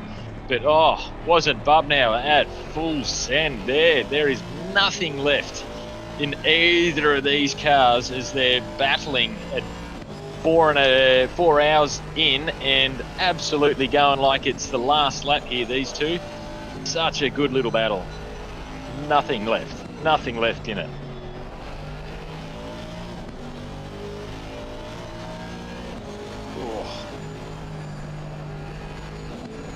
it's actually been quite interesting. I know, sorry guys, we were just as you were saying there before too, Blake, just with the way that the kind of the strategies are playing out.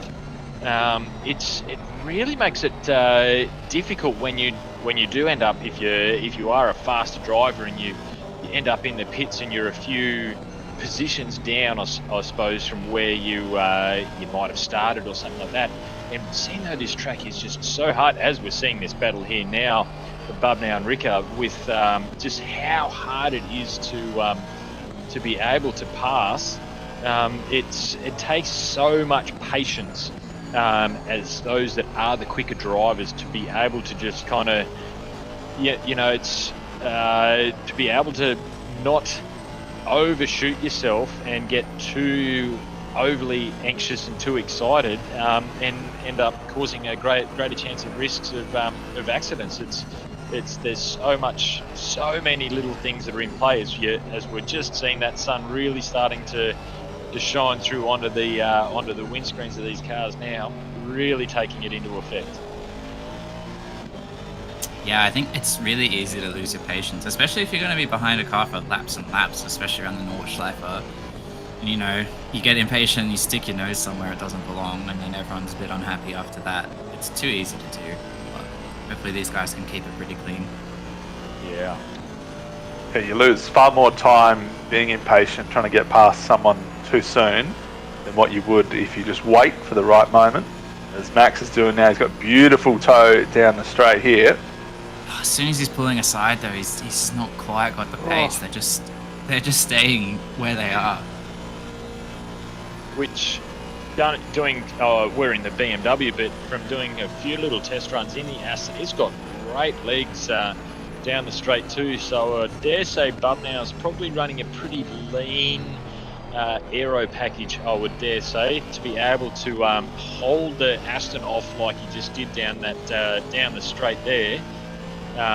Is quite a feat. I reckon he's obviously just running a little bit lighter wing, and which, considering the track that it is probably it's the risk reward of going.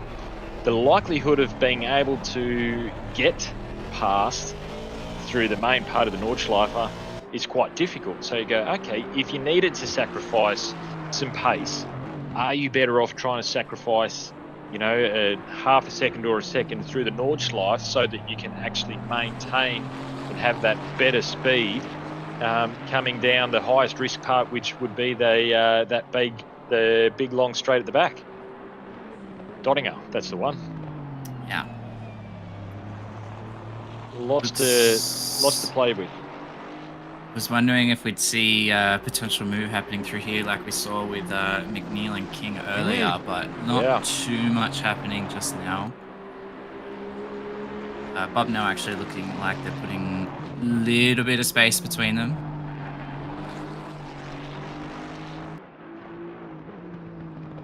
Yeah, there's still definitely nothing in it. Nothing in it at all. There is another little battle there going on. I'm just looking at Cordia down there in P8, as well as there's a couple of little close ones there. It's good to see a few little battles kind of here and there. Again for position here, 8 and 9. Yeah, we saw this number 473 McLaren come a cropper a little bit earlier with a bit of a spin with the nose into the wall. Car looking fine now. But yeah, Babby challenging for P7. I must say, that is a hot livery. I love it on that McLaren. It's really nice. I was just about to mention that the livery on that one. It's really impressive. The guys have done a great job of it. We have some absolute artistes in Octane for sure. Yeah. These guys sending it through the GP part of the track. Yes, the GP part of the track. Babby looking like they've fallen off a little bit behind Courtier there.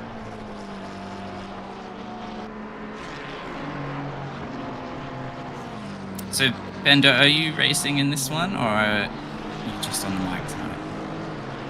I'm racing this one. At the moment, we've got Rob Wenzel in P16, car number 2, driving for us. So the way it's worked out, just with a bit of driver availability, we've seen Pete and Rob pick up, I guess, the first half of the race, and then myself and Corey pretty much pick up the second half of the race. So that's when you'll see me. So if anyone's out there tuning your clocks to the rain, approximately 3 or so hours time, that's roughly when I'll be in the car. So you can bet that's when it will start raining.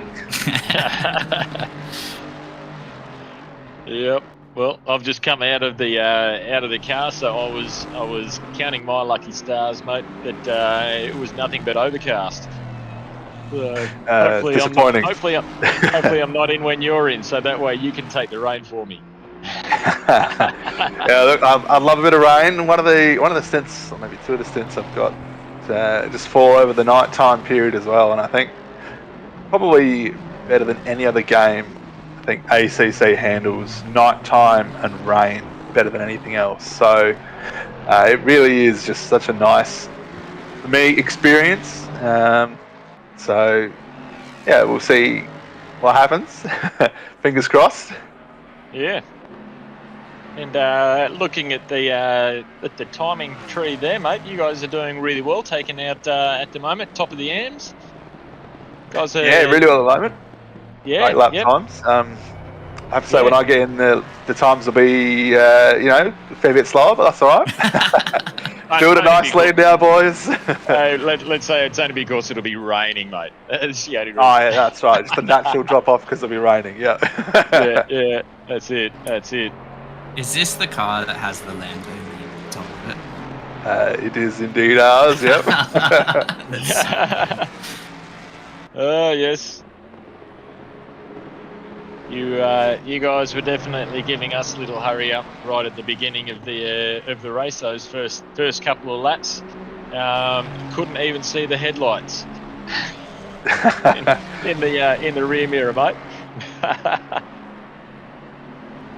Great little battles. Speaking of, I don't think Bob now is seeing much headlights from Rika. They're very, very close again as we're coming through about halfway through the track. I believe this is one of the carousel corners. I'm not that familiar with the track. Yep.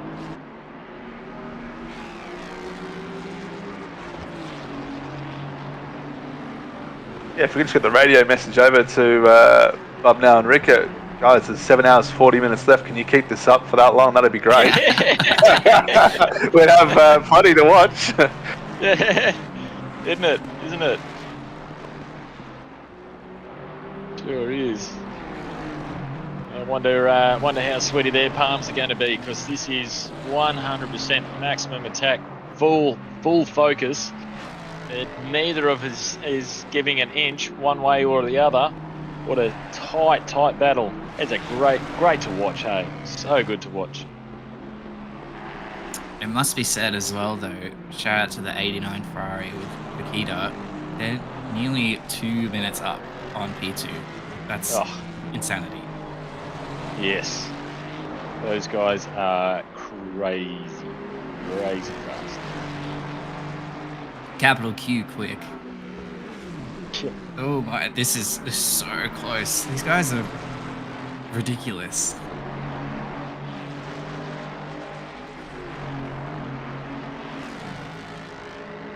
Got my lads on the other on my other screen too. We're all nice and quiet at the moment. We've got no one around us either.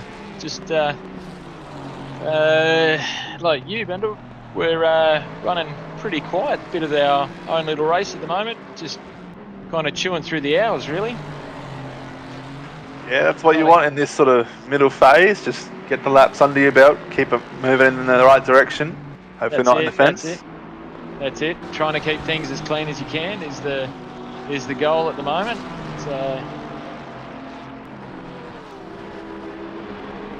yep, there's the 2 little battles going on there. So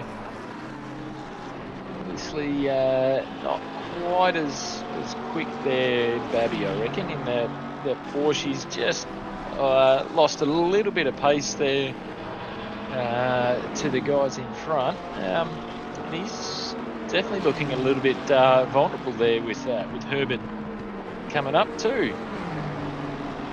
Which be interesting to see if and when this will take place. I don't think it'll be, it's probably more a when than an if, in the way that Herbert's been driving too. He is definitely well suited for that Bentley. I know he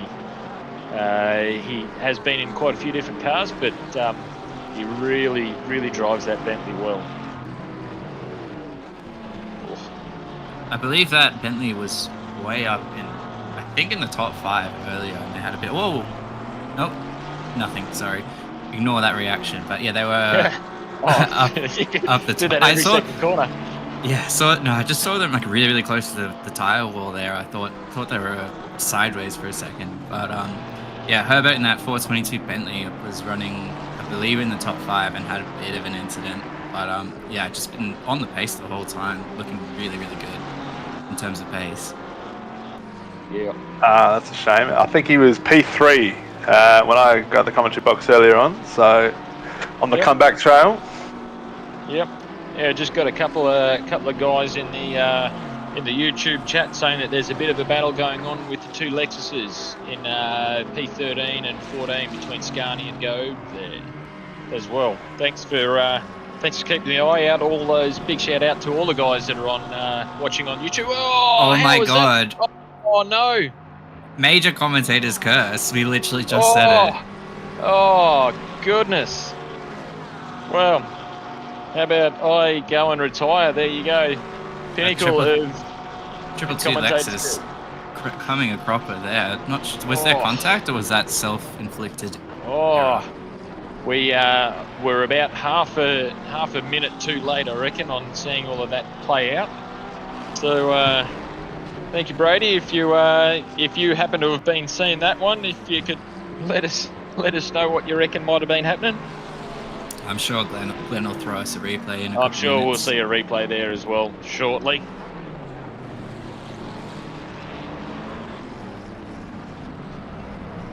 Doesn't look like that Ferrari behind them though. I think that's a blue flag. That's not for position. We focus in now on the 422 Bentley of Herbert. Babby on he's made the move. Have they passed? Yeah. He has made the move. Yep. So much happening, but yeah, Herbert getting past Babby. That's it. 4.5 hours in and it's still action. Full action stations. Yep, so this is going to be full action stations for the whole race. There'll always be something happening. As you guys mentioned earlier, one wrong move, one wrong curb, and suddenly you'll end up in the wall.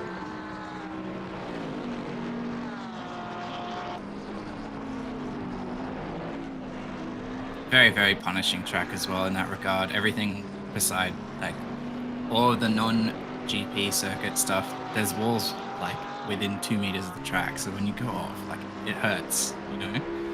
Oh, that's it. There really is very little room on the sides. A lot of times you get to a standard GT track, and you've got 5 or 6 track widths before you get to a lot of the barriers or any of that stuff that you can, even sand traps.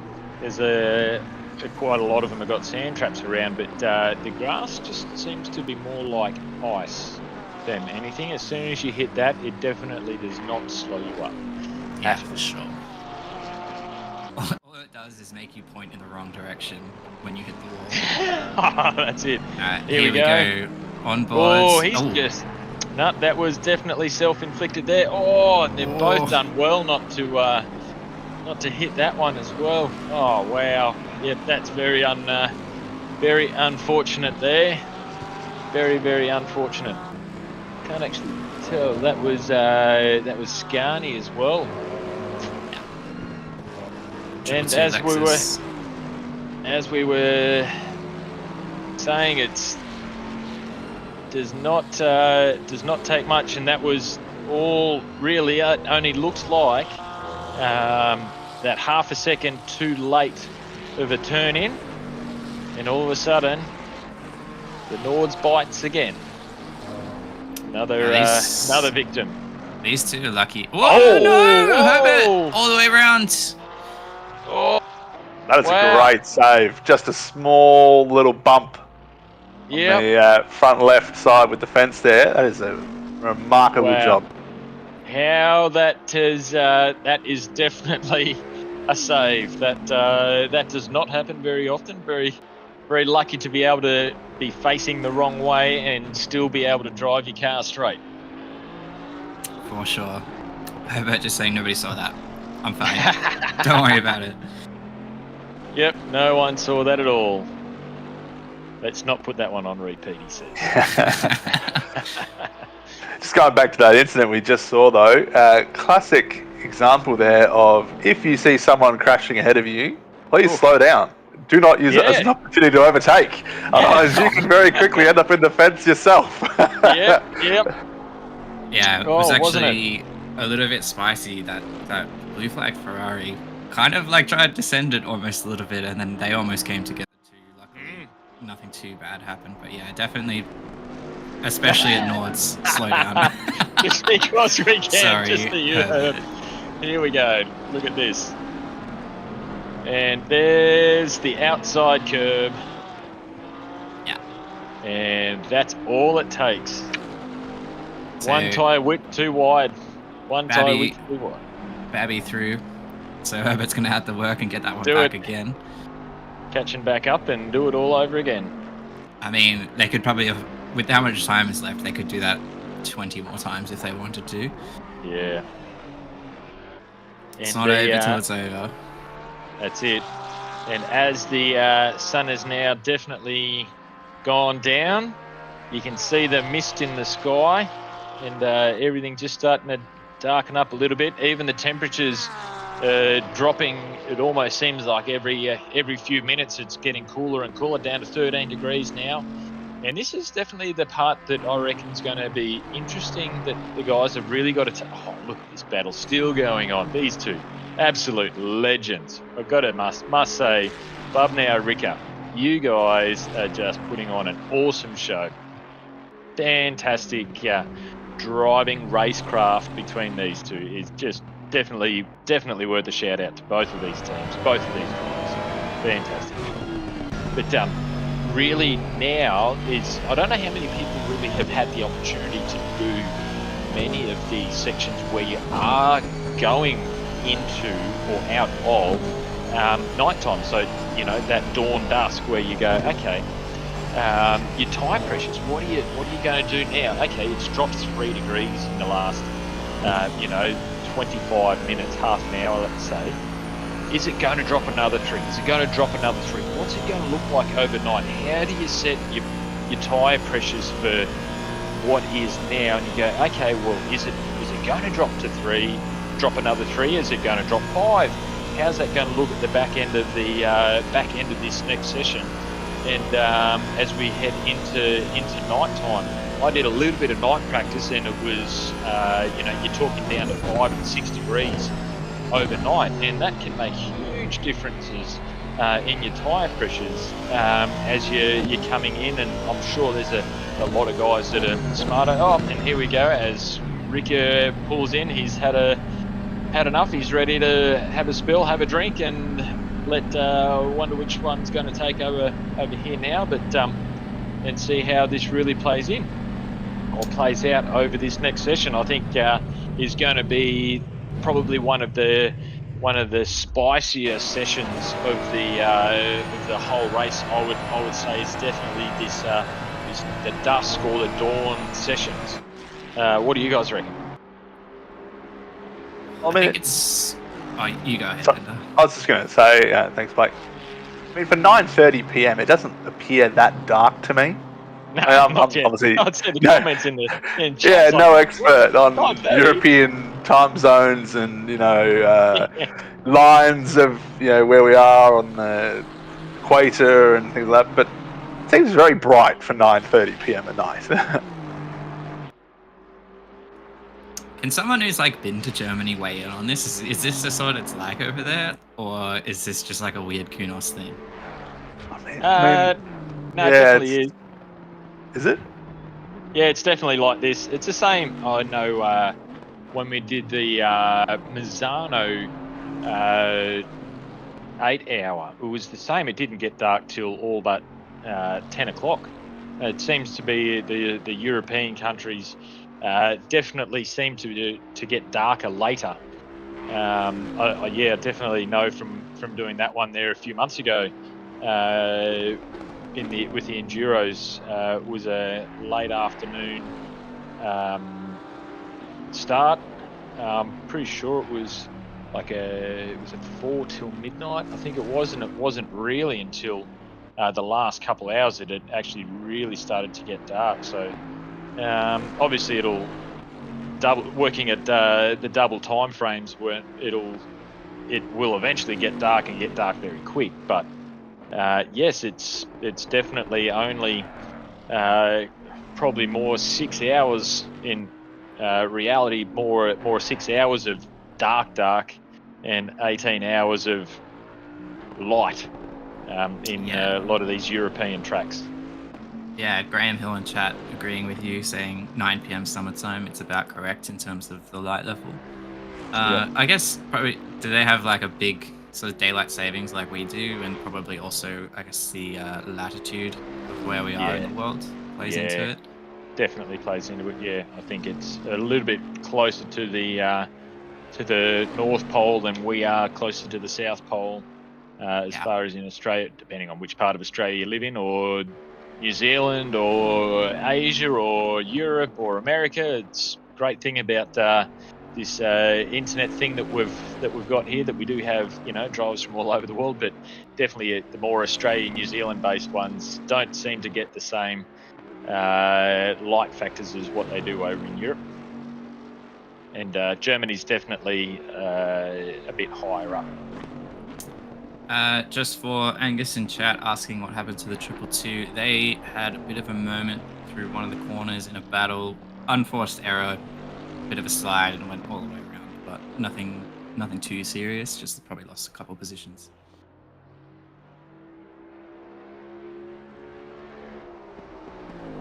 Following along with the 183 Bentley of McAdam, they've had a really, really nice race. Because we don't have the super nice widget up, I'm not exactly sure what their pace has been like, but they've been able to stretch out their stints a lot, utilizing some of the more fuel-efficient engine maps. So really appreciative of that strategy. I think it's really impressive.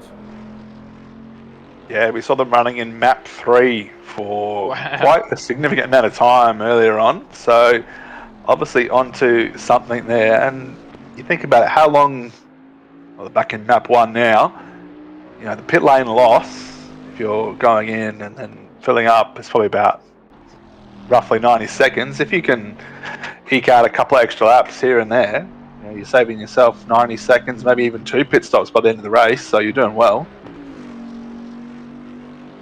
Yep, definitely strategy for a lot of the enduro side of things. That definitely plays into it as well, for sure.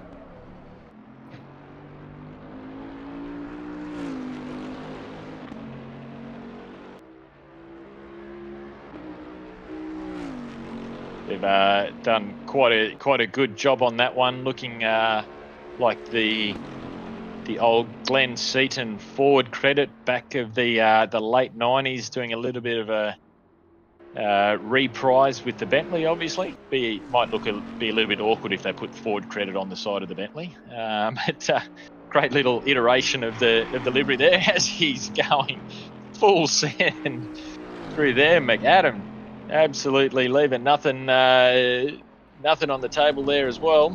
He certainly is not going slow. Definitely not going slow. No, I was going to say, regarding my pace comment, I mean, you have to be pretty quick to be running that high, strategy or not. Yeah, definitely.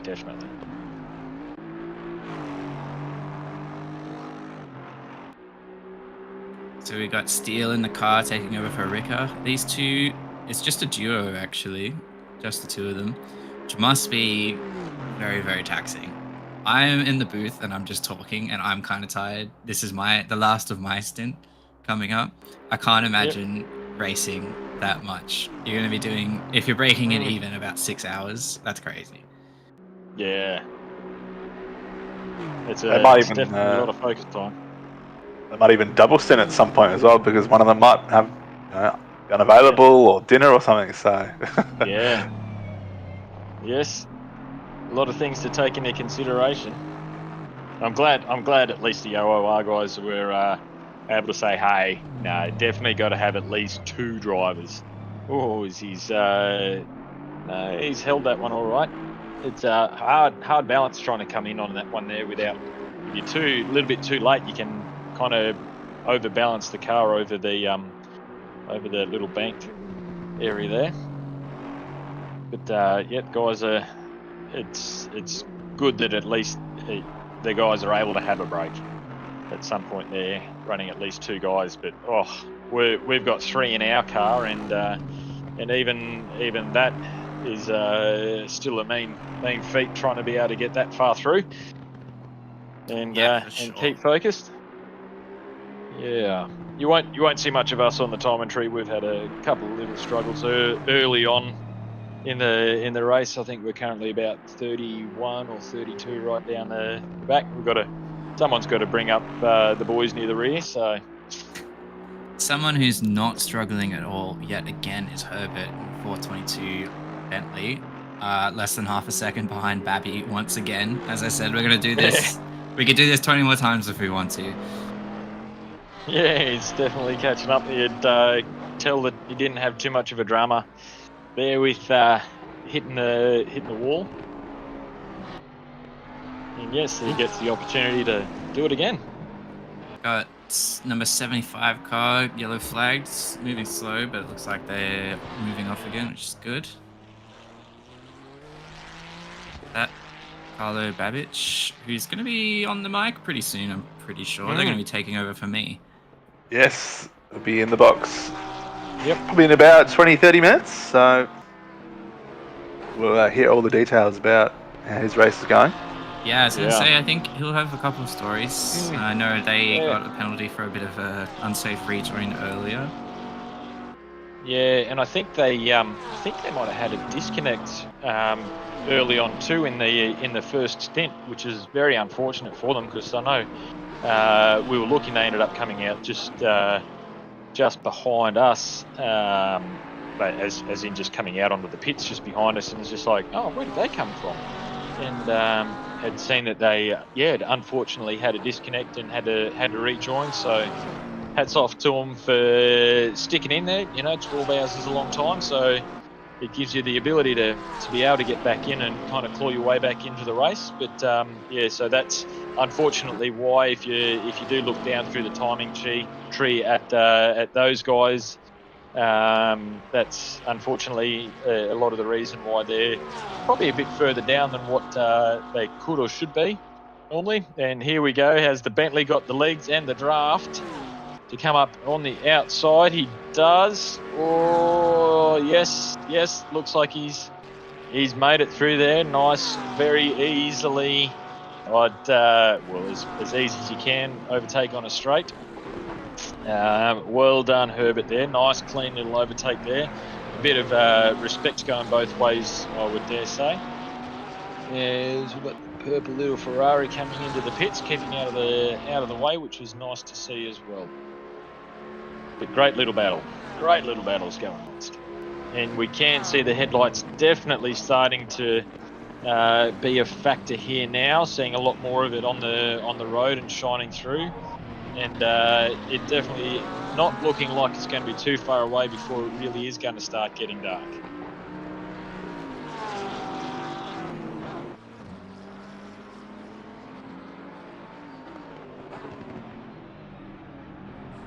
Yeah, this will be the challenging. This will be the challenging part when it does go dark, particularly if you haven't been in the car for a little while. You've been driving in the daytime, and then suddenly you're struggling to look for your reference points, brake markers, and so on. Yep. Yeah, just a small update on that number 75 car with Babbage. Say, chat's telling me they got rear suspension damage, pretty significant, so we might see them come in. I did actually want to touch on, we were talking about it a little bit earlier, but this is sort of that transitional period, track's cooling down, sun's going down, it's getting dark, etc. What's the pit strategy? Do you have to wait till it's like settled, or do you go try and get a through line in the middle and a bit of a balance here, but then you're running your tires when it's very cold? I know we should probably be seeing people coming in relatively soon in terms of stints anyway. They've been doing around about 8 laps, maybe a few more, a few less. But what do you guys think? What's the strat? Yeah, well, I know for us, we're pretty well just going to the numbers, running the tank out, and got to kind of play it at that point there. It's because the dynamics change so much, definitely now as it does start to get dark. It does make it really difficult to try and make a full decision to either wait or go. It's kind of one of those things, as you just got to kind of, well, for us it's definitely strategize out your pressures as you're getting closer to the end of your stint. There's just so much at play that changes over it. I think that the biggest part, Blake, is trying to forecast out what it's going to look like in the back half of the stint. Obviously the first half's pretty easy, like you can see what the weather's doing in the next kind of 15 minutes, half an hour. You can kind of have a little bit of an idea of where the temperature's at, but the hardest part comes to the back half of your stint, kind of from that 35-40 minutes on through your stint, to try and see what you think that will start to look like. Oh, it's just unfortunate there for Babby. He's just come in and left that one just a little bit too late on that turn in, and he's unfortunately just clipped the outside and spun around onto the inside. This is going to hurt. Yep, there we go. He's been able to get back on the line, on the track, but that car is definitely going to be worse for wear now. That is so unfortunate there for Babby. Yes, as we have been saying, as it comes to this dark point in time, that car is definitely looking worse for wear. But as it comes to this dark, and really, as you're saying, Bender, how hard it is to try and keep an eye on those reference points too. It gets a little bit cooler. How do you go? Unfortunate there for Babby. Unfortunate. At least he's able to keep driving. Yeah, I was going to say, talking all this pit strategy, I think they've had their pit decided for them. But just as well, we need to mention... Well said, Blake. Diablo's in chat pointing out that Bokita, the 89 Ferrari in P1 had a meeting with the wall while we were talking pit strategy. We didn't quite get to see that one, but obviously not sure if that timing board's up to date, but it looks like they've still got a relatively sizable lead, so Glenn might shoot us a little replay in a minute. Yeah. I think it'll be a matter of just probably keep an eye on the timing charts for the Bokita 89 Ferrari. They're in the pits now. There you go. They are. So that not would be sure very if that's interesting for damage or if that's a scheduled pit stop. We'll have to see. Yeah. Very interesting. Very, very interesting, that one. Yeah, sure, we'll get a replay at some point.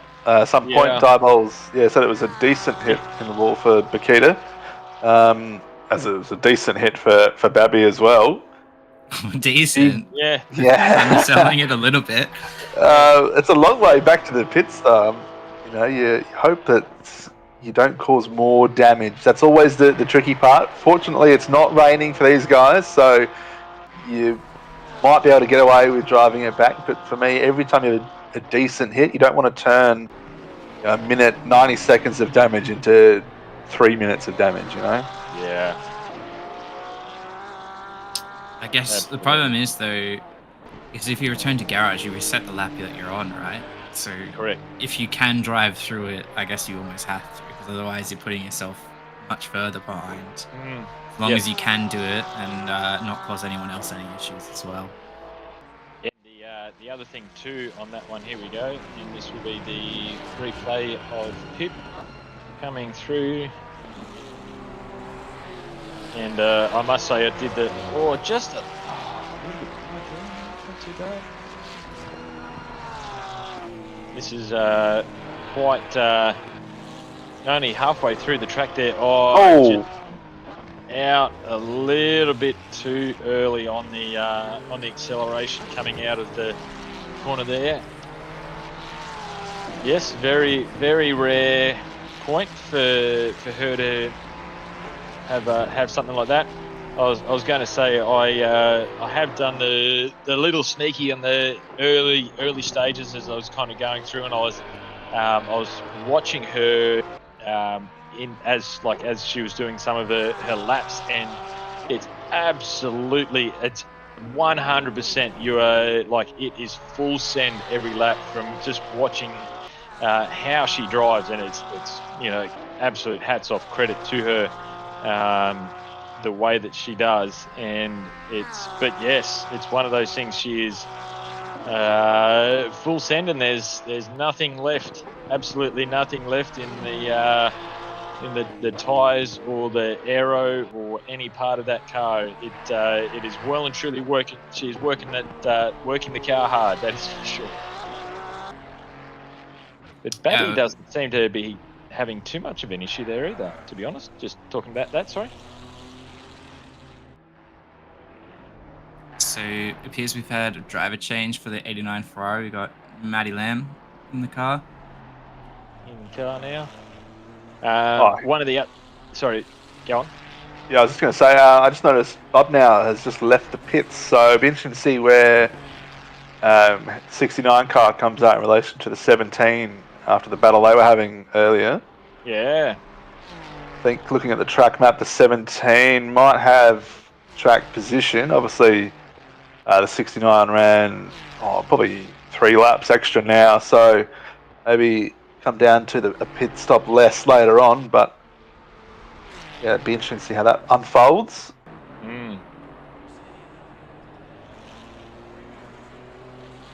So we've got Ben Hignett in the car. Driver change once again. Yeah, one of the things I was going to add was from being a car that did return to garage, unfortunately not able to limp the car back, and it was very early on in the Nordschleife area of the track, so definitely not safe to be able to do so anyways. Your pit strategies do not work either, so it's not even like you can go and change drivers or anything like that and go, oh well, we'll take a free pit from this if we had to return back anyway. So it definitely works out that way that no, if you return to garage, you stay in the car, you restart that lap again. Yeah, not really ideal. Something that you're only doing when you're causing danger for pretty much everyone else. Yeah, and that's exactly what the call comes down to, Blake. Is the car drivable, or is it now unsafe to drive? Because yes, you might be able to limp it back, but there's no sense in trying to do that if you can't drive more than 50 or 60 kilometers an hour because your steering's completely gone and all your suspension's damaged and you're swerving all over the road because you can't actually keep your car reasonably straight in amongst the damage. And it's at that point there, and as we're looking at the gap there as well from McAdam to Bub now, you can see the 2 cars there on screen. So yes, it does make it that's pretty well the point of which you go, okay, can I limp this back? And you're always better to try and do that, but at the point of which you go, no, this is unsafe for every other car that's on the field as well. You're definitely obligated to do your return to pits to keep everyone else safe. And the last thing that you want to do is have a broken car and then cause an accident and someone else's race as well. Yeah, Nikita just popping in the chat saying that her tyres were well under pressure, and that's kind of what we were talking about a little bit before, like in that transitional period. So that's, you know, we were seeing the results of that. Yeah.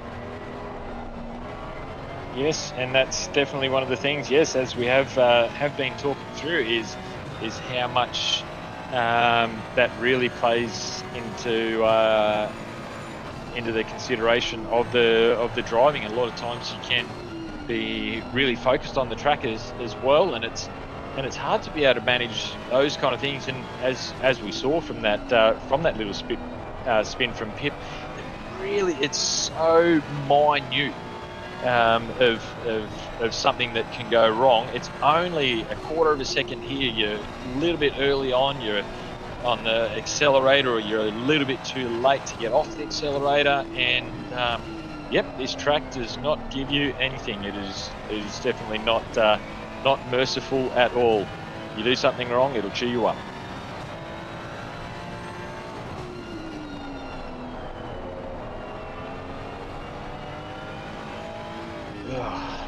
I'm looking at my lads too, and we've got another probably lap and a half, and my guys are going to be swapping over, which we're a little bit out of sequence here with most guys from early on.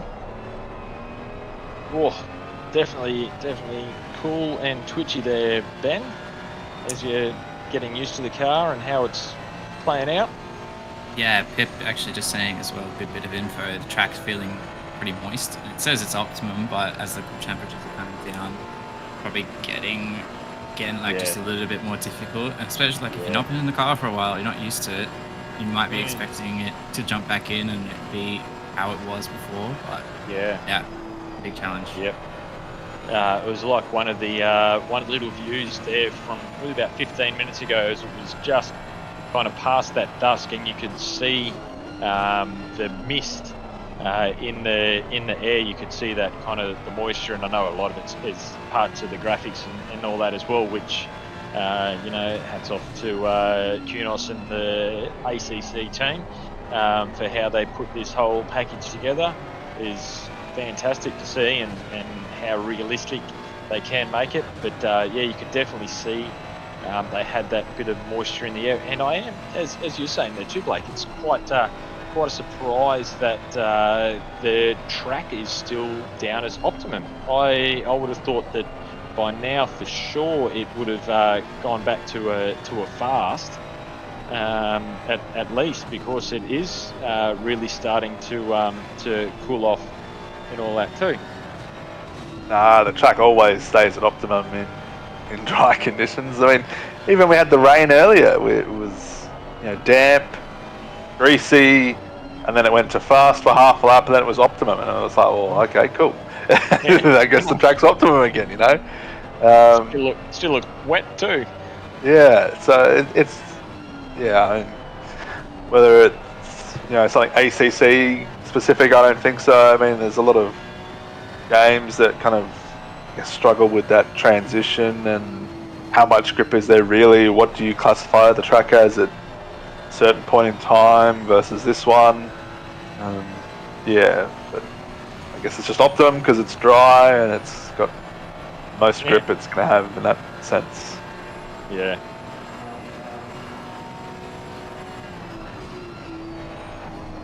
I really wish these sector times would update quicker than they do, because I'm trying to see if Herbert is catching Gautier or not. Hignett, almost a bit of a repeat of what happened to Nikita there, coming out a little bit early across that sort of banked section, and it really unsettles the car. Yeah. Well, it's probably at this point here we might be able to shoot back to Herbert and see if he can get a real life shot of how close he is to Gautier as well.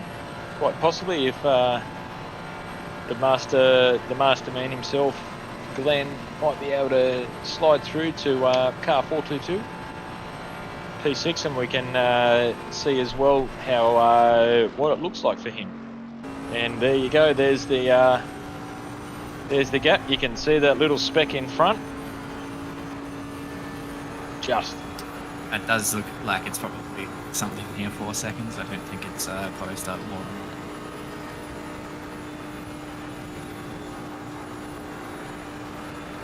Definitely still there, and it gets definitely gets harder as well to be able to see the cars that right that far up in front as well. You get a little glimpse, and you're not real sure kind of if it was a car, if it's not a car. Is it me? Am I seeing something? And all that, but definitely coming into the tricky section. Love it. This is where the action's really going to come out now, and probably within the last hour and a half.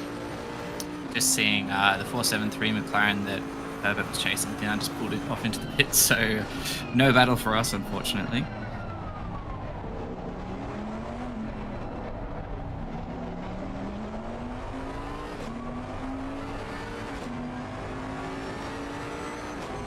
So this is about the level of light I expected almost 30 minutes ago when I mentioned it. It was about 9:40, so we're finally getting somewhere, the Semi-dark. Yeah, semi-dark. Good contrast though around the GP track, where there are a few lights here and there, as opposed to the actual Nordschleife where there's nothing but trees. That's it.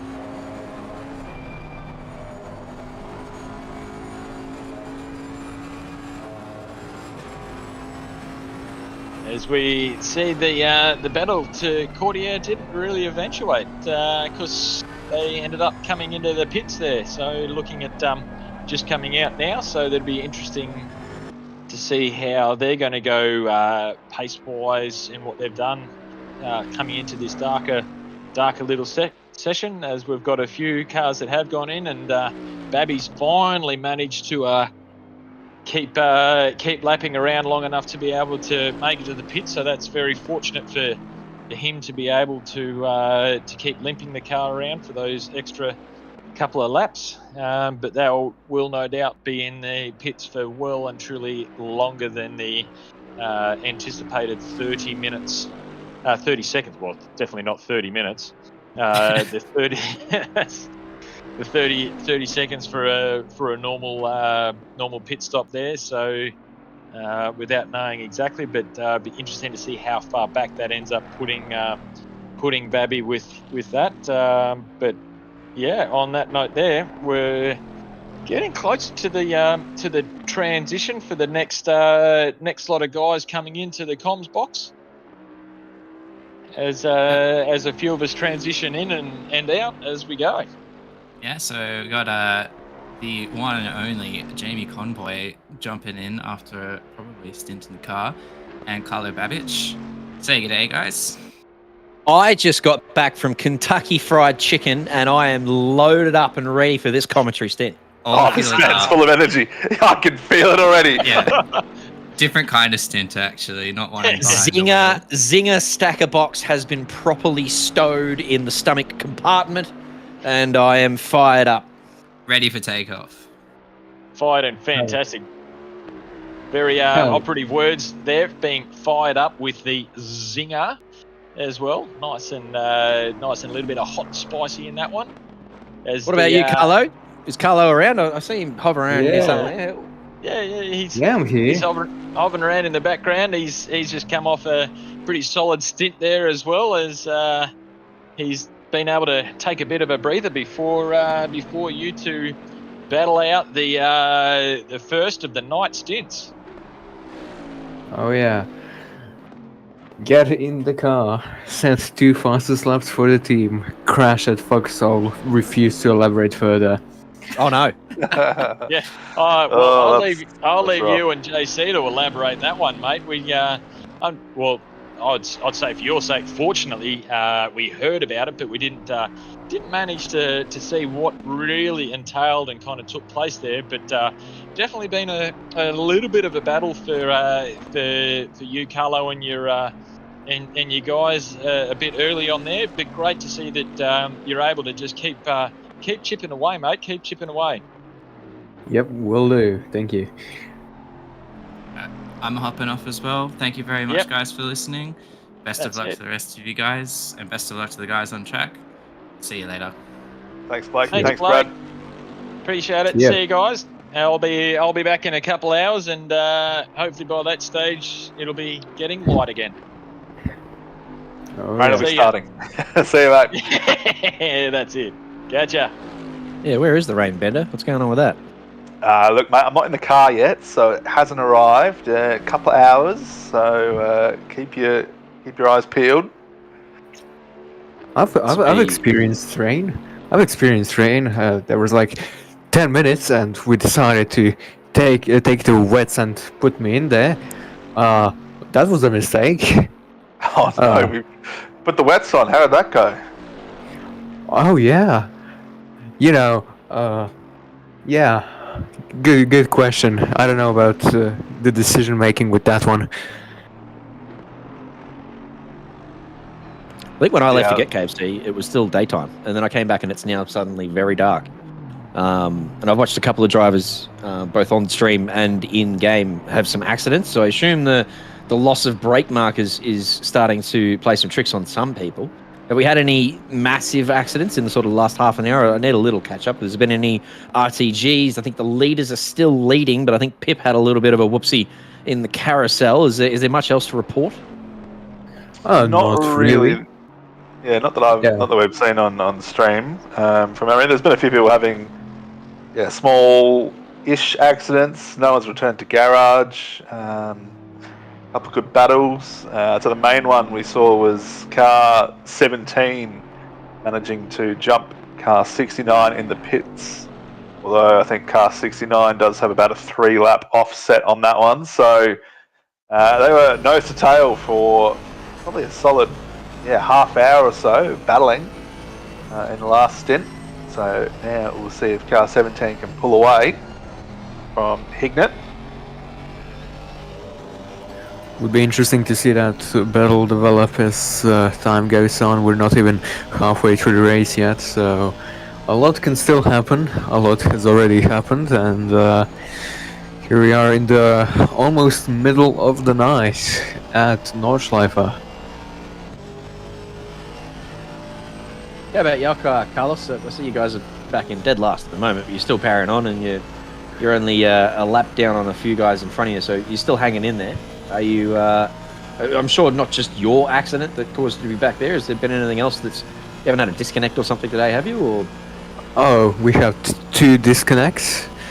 We had one of our drivers had his GPU fail, so he obviously couldn't run the game, so he had to RTG.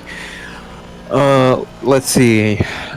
Everybody in the team has had a crash, with that being my last of the day, hopefully.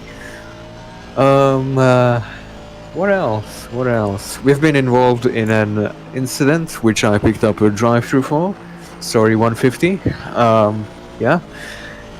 That's about it. And not much else has happened since then.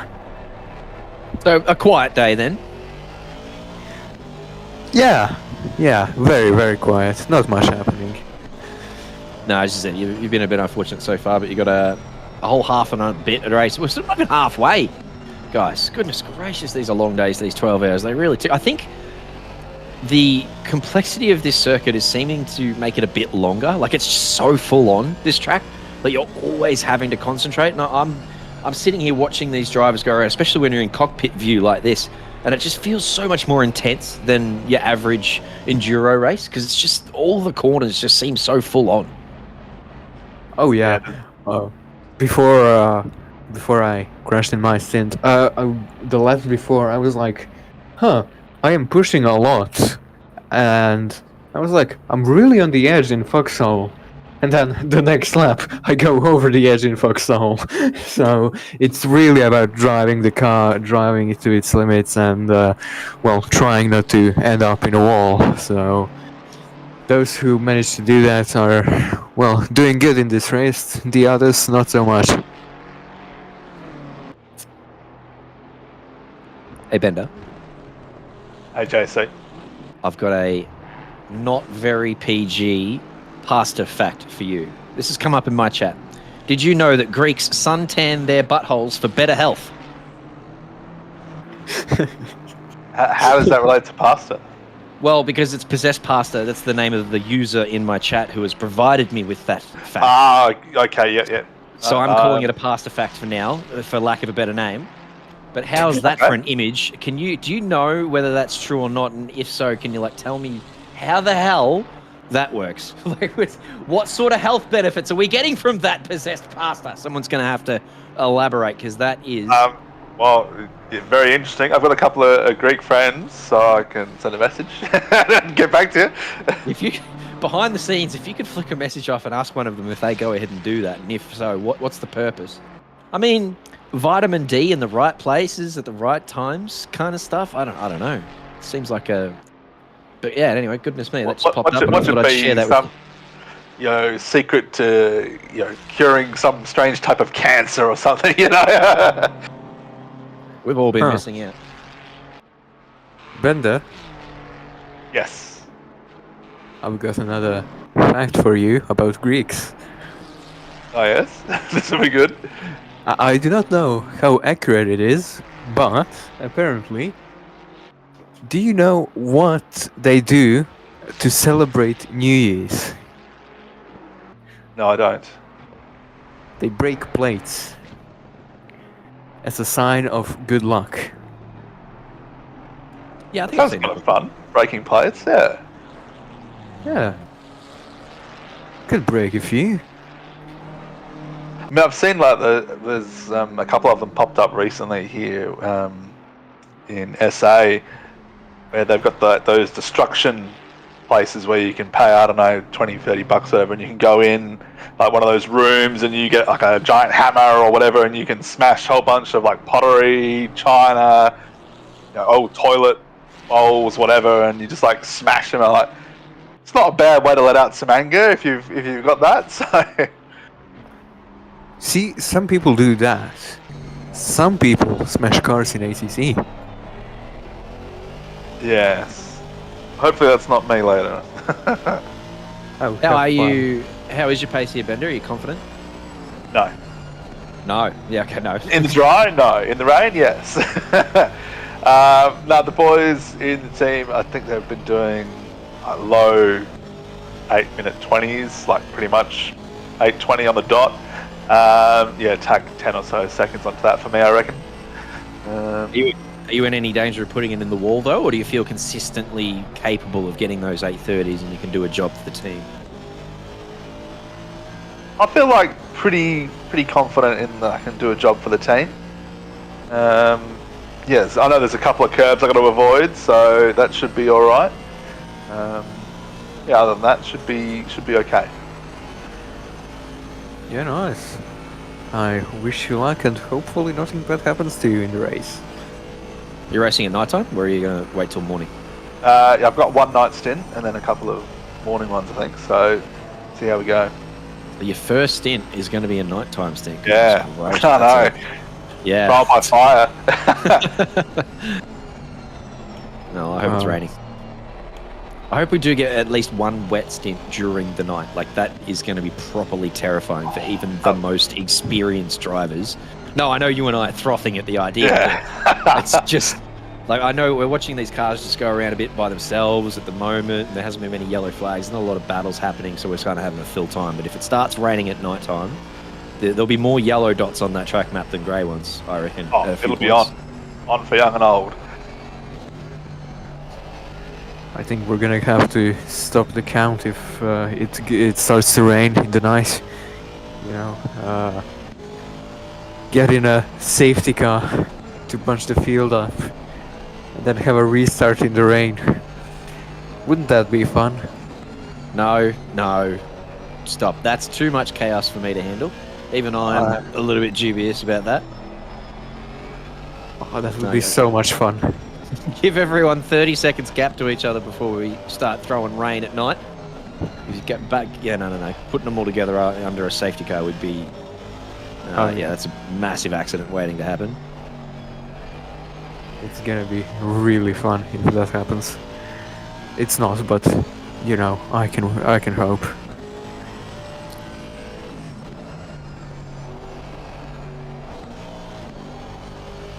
Tell you what, these boys in the Aston are going very nicely up here in P2. Jack Steele currently behind the wheel.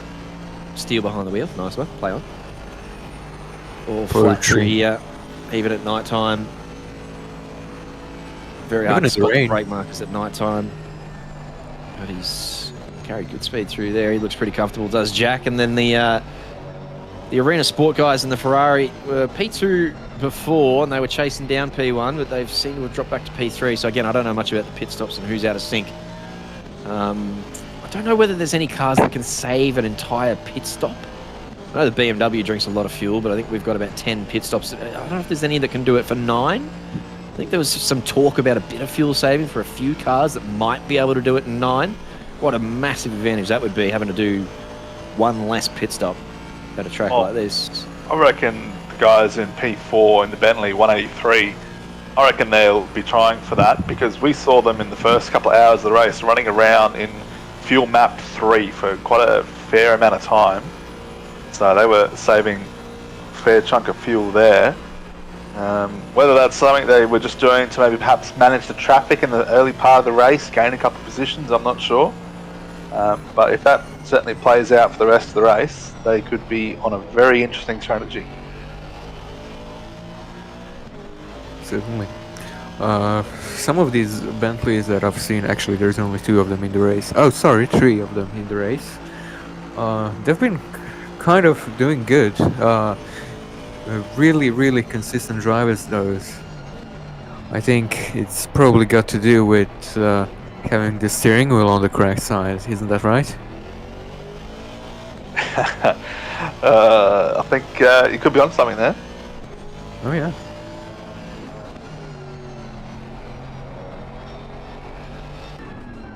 Any fan favorites that we have?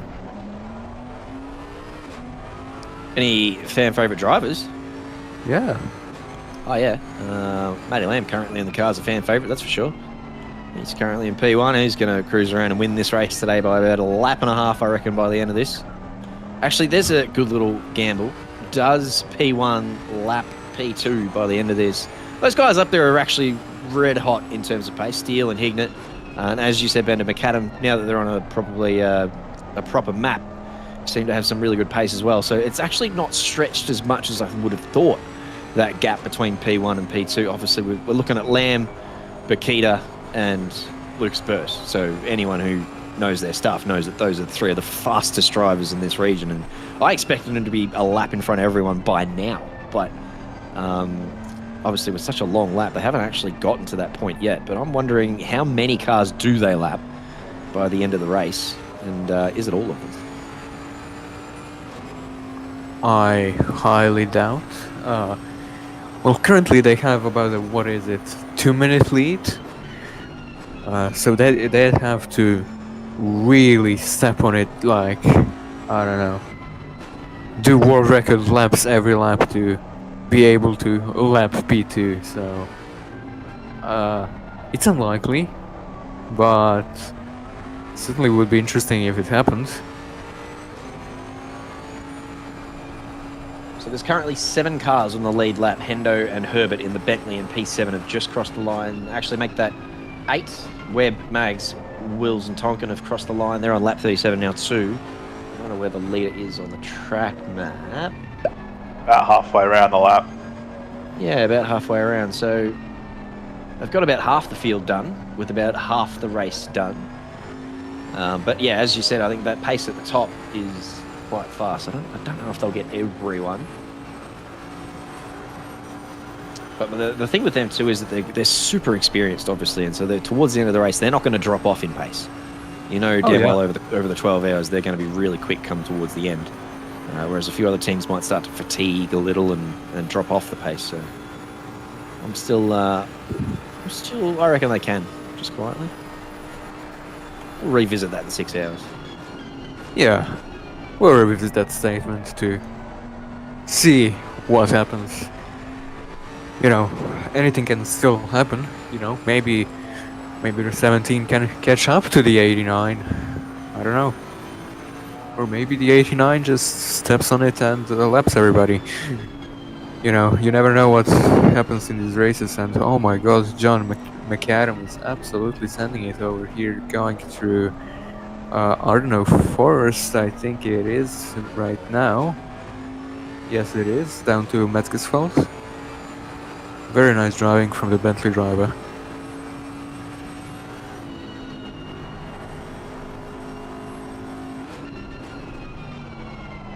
You were talking about fan favourites before. Stevie Ty currently in P17. Another OOR fan favourite. He's about to get himself lapped for the first time by Matty Lamb. So we're just talking about how many cars are on the lead lap. Lucas popped in chat, said there's 17 on the lead lap at the moment, which is about half the field. So yeah, as I said, we've got half the field done with half the race to go. But of course, the faster half of the field up the top. Stevie Ty and his Rockets Evolved boys have come from the back of the field, I think. I think that's true. I think they didn't post a qualifying time at all, any of them, and I don't know what the reason for that was. Whether they were absent or just chose to start from the back, but they all got given the default time of 9 minutes. So they started from the back of the field, and as I said, currently P17, Stevie Ty and the Rockets Evolved boys. Yeah, good effort, and here we just see McAdam getting past some lap traffic, and speaking of Stevie Ty, here he is.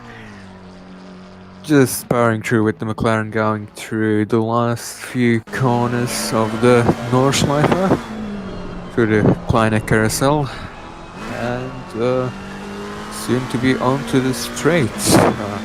I wonder what kind of speeds the McLaren gets up to on this circuit. Not sure. This could be a bit of a mistake I'm about to say here.